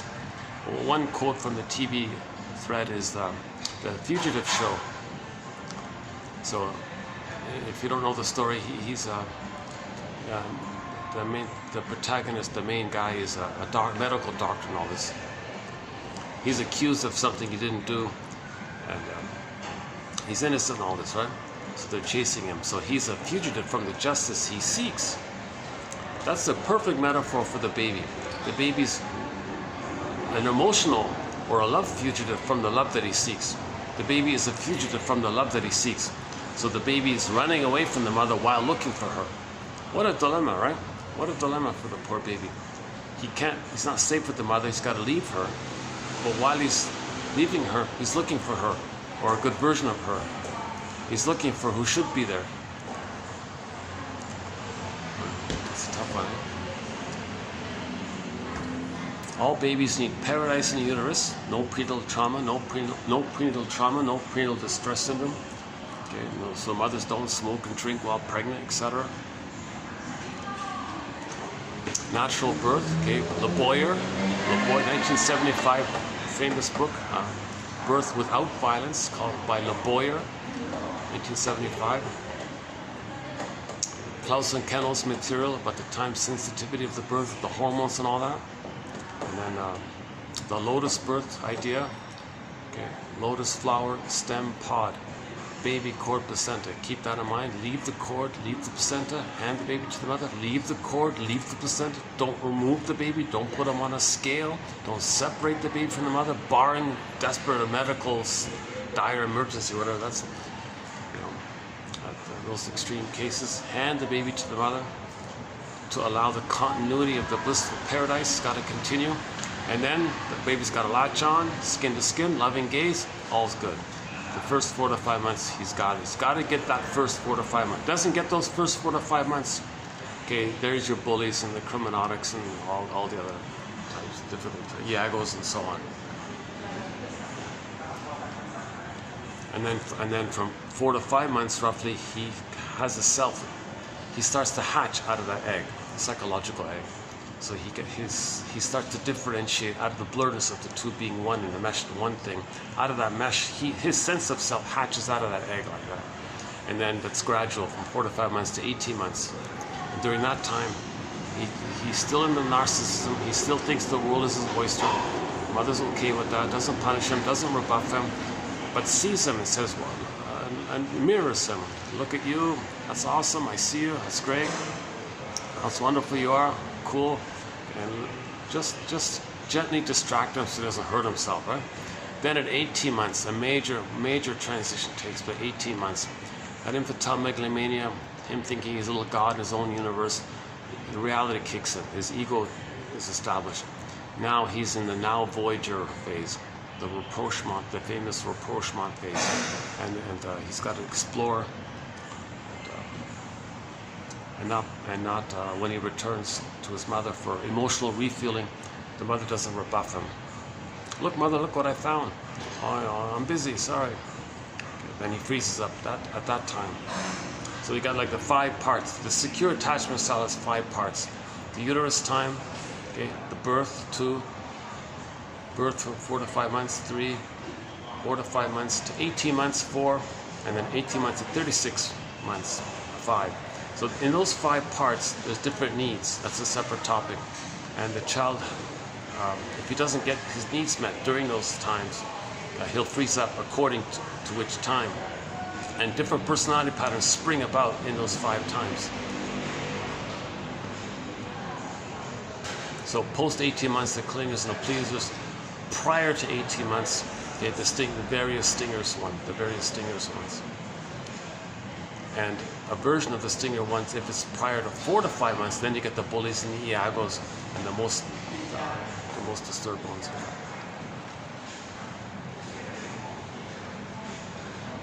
The most addicted, I guess. You know, one thing, one new thing I think we added is the idea that if somebody's an emotional eater, a smoker, drinks beer, whatever, we may regard that as pathological nostalgia. Because in pathological nostalgia, you want to go back to that blissful kind of oneness, right? Those kind of things trick the brain to release the serotonin that you would have received with the mother. So you're kind of going back like that. So we may say that anybody who takes like ice cream and cookies, or cigarettes, and wine and beer, etc., or worse things, whatever, that's pathological nostalgia. They don't accept their life in the present. They want to go back to that blissful kind of place.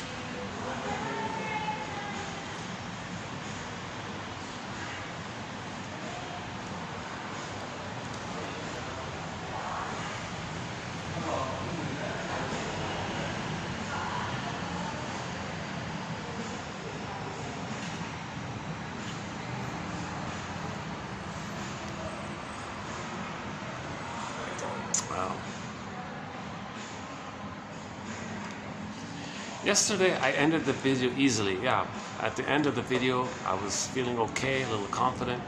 I ended the video cleanly, easily. Thanks very much. Your mission, for the love of narrative. I ended it easily.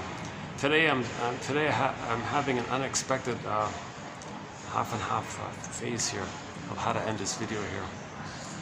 I used to be able to end the videos on a little joke and a good mood kind of thing. I feel like a feather in the breeze. If I had the boombox, I'd play that song, actually. Or if I really want to crank it up, play Steve Perry's song, Friends of Mine, the blues rock one. Or if I really want to crank it up, play The Boss Is Coming by Oma Wumi. Is that right? Omawumi. A pop singer from Nigeria. I think it's Nigeria. It might be one of the other countries. That's quite a fun. Techno thumping.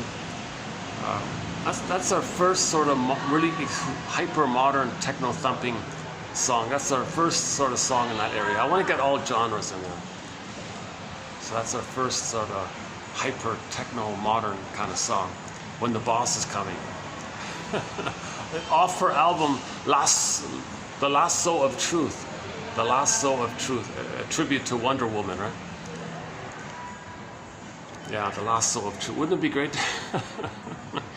So wouldn't it be great if we could take that lasso of truth around our parents?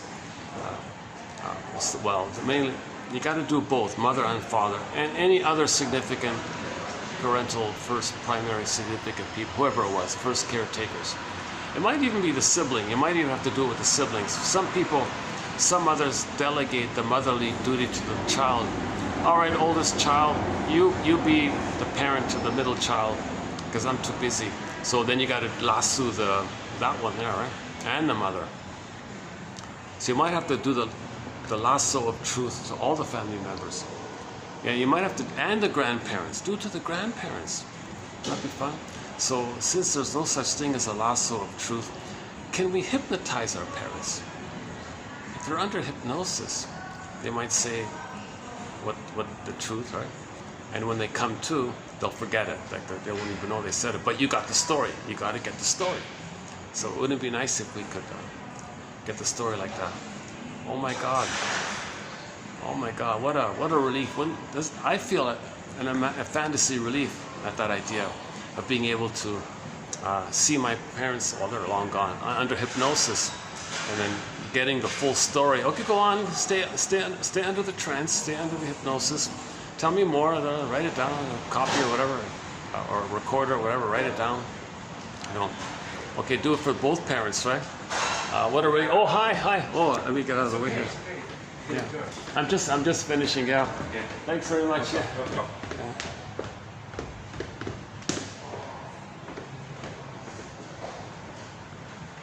Stop, guys. Yeah, nice guy. That's good. Yeah, nice guy. See, I'm telling you, the locals, they're nice, really nice people. Not just I don't mean just staff in hotels. I mean like just people in shops, and just people they're courteous, like on the subway. And, so even on the roads, like sometimes some cars will, like, if you're trying to cross or something, they might even like stop to let you cross and give you the right of way. Like they'll voluntarily give you the right of way.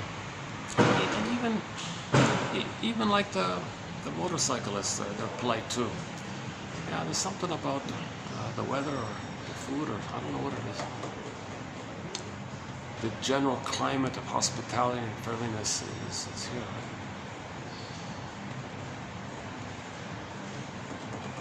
Amazing, right? Amazing. You go to a country who plundered and pillaged places, they're called crabby curmudgeons. Goodness, unbelievable way.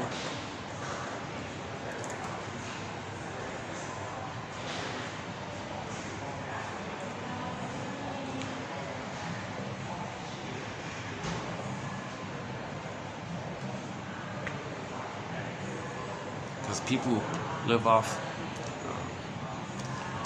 exploiting others and all that, they're outer focused. They're disconnected. There's more pain. There's more pain. Yeah, there's outer focus. Yeah, pillaging and plundering. That's outer focus. That's externalized living, right? They're not doing internalized. Oh, happy birthday! All right.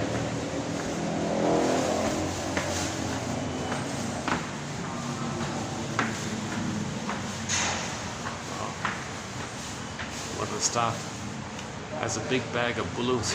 A bag of balloons. Inflated balloons. A lot of balloons.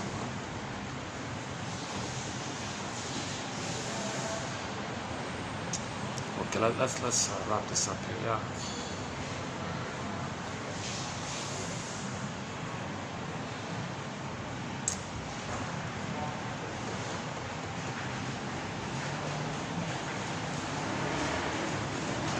We go outside.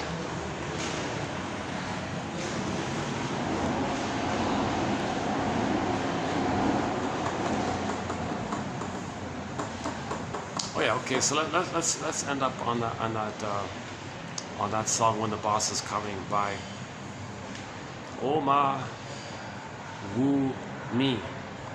I think I got it right. It's just written as one word from her album Lasso of Truth. The Lasso of Truth. 1001 Windmills of the Mind, we may say, is a lasso of truth. Get it. It's available. The link is below. Patreon.com/narrative medicine. For the love of narrative medicine, thanks. I'll see you in the next video, where we'll talk probably Well, we'll see. We'll see how it goes. I'm not sure yet. Yeah. For the love of narrative medicine and for the love of philosophical medicine. See you next time.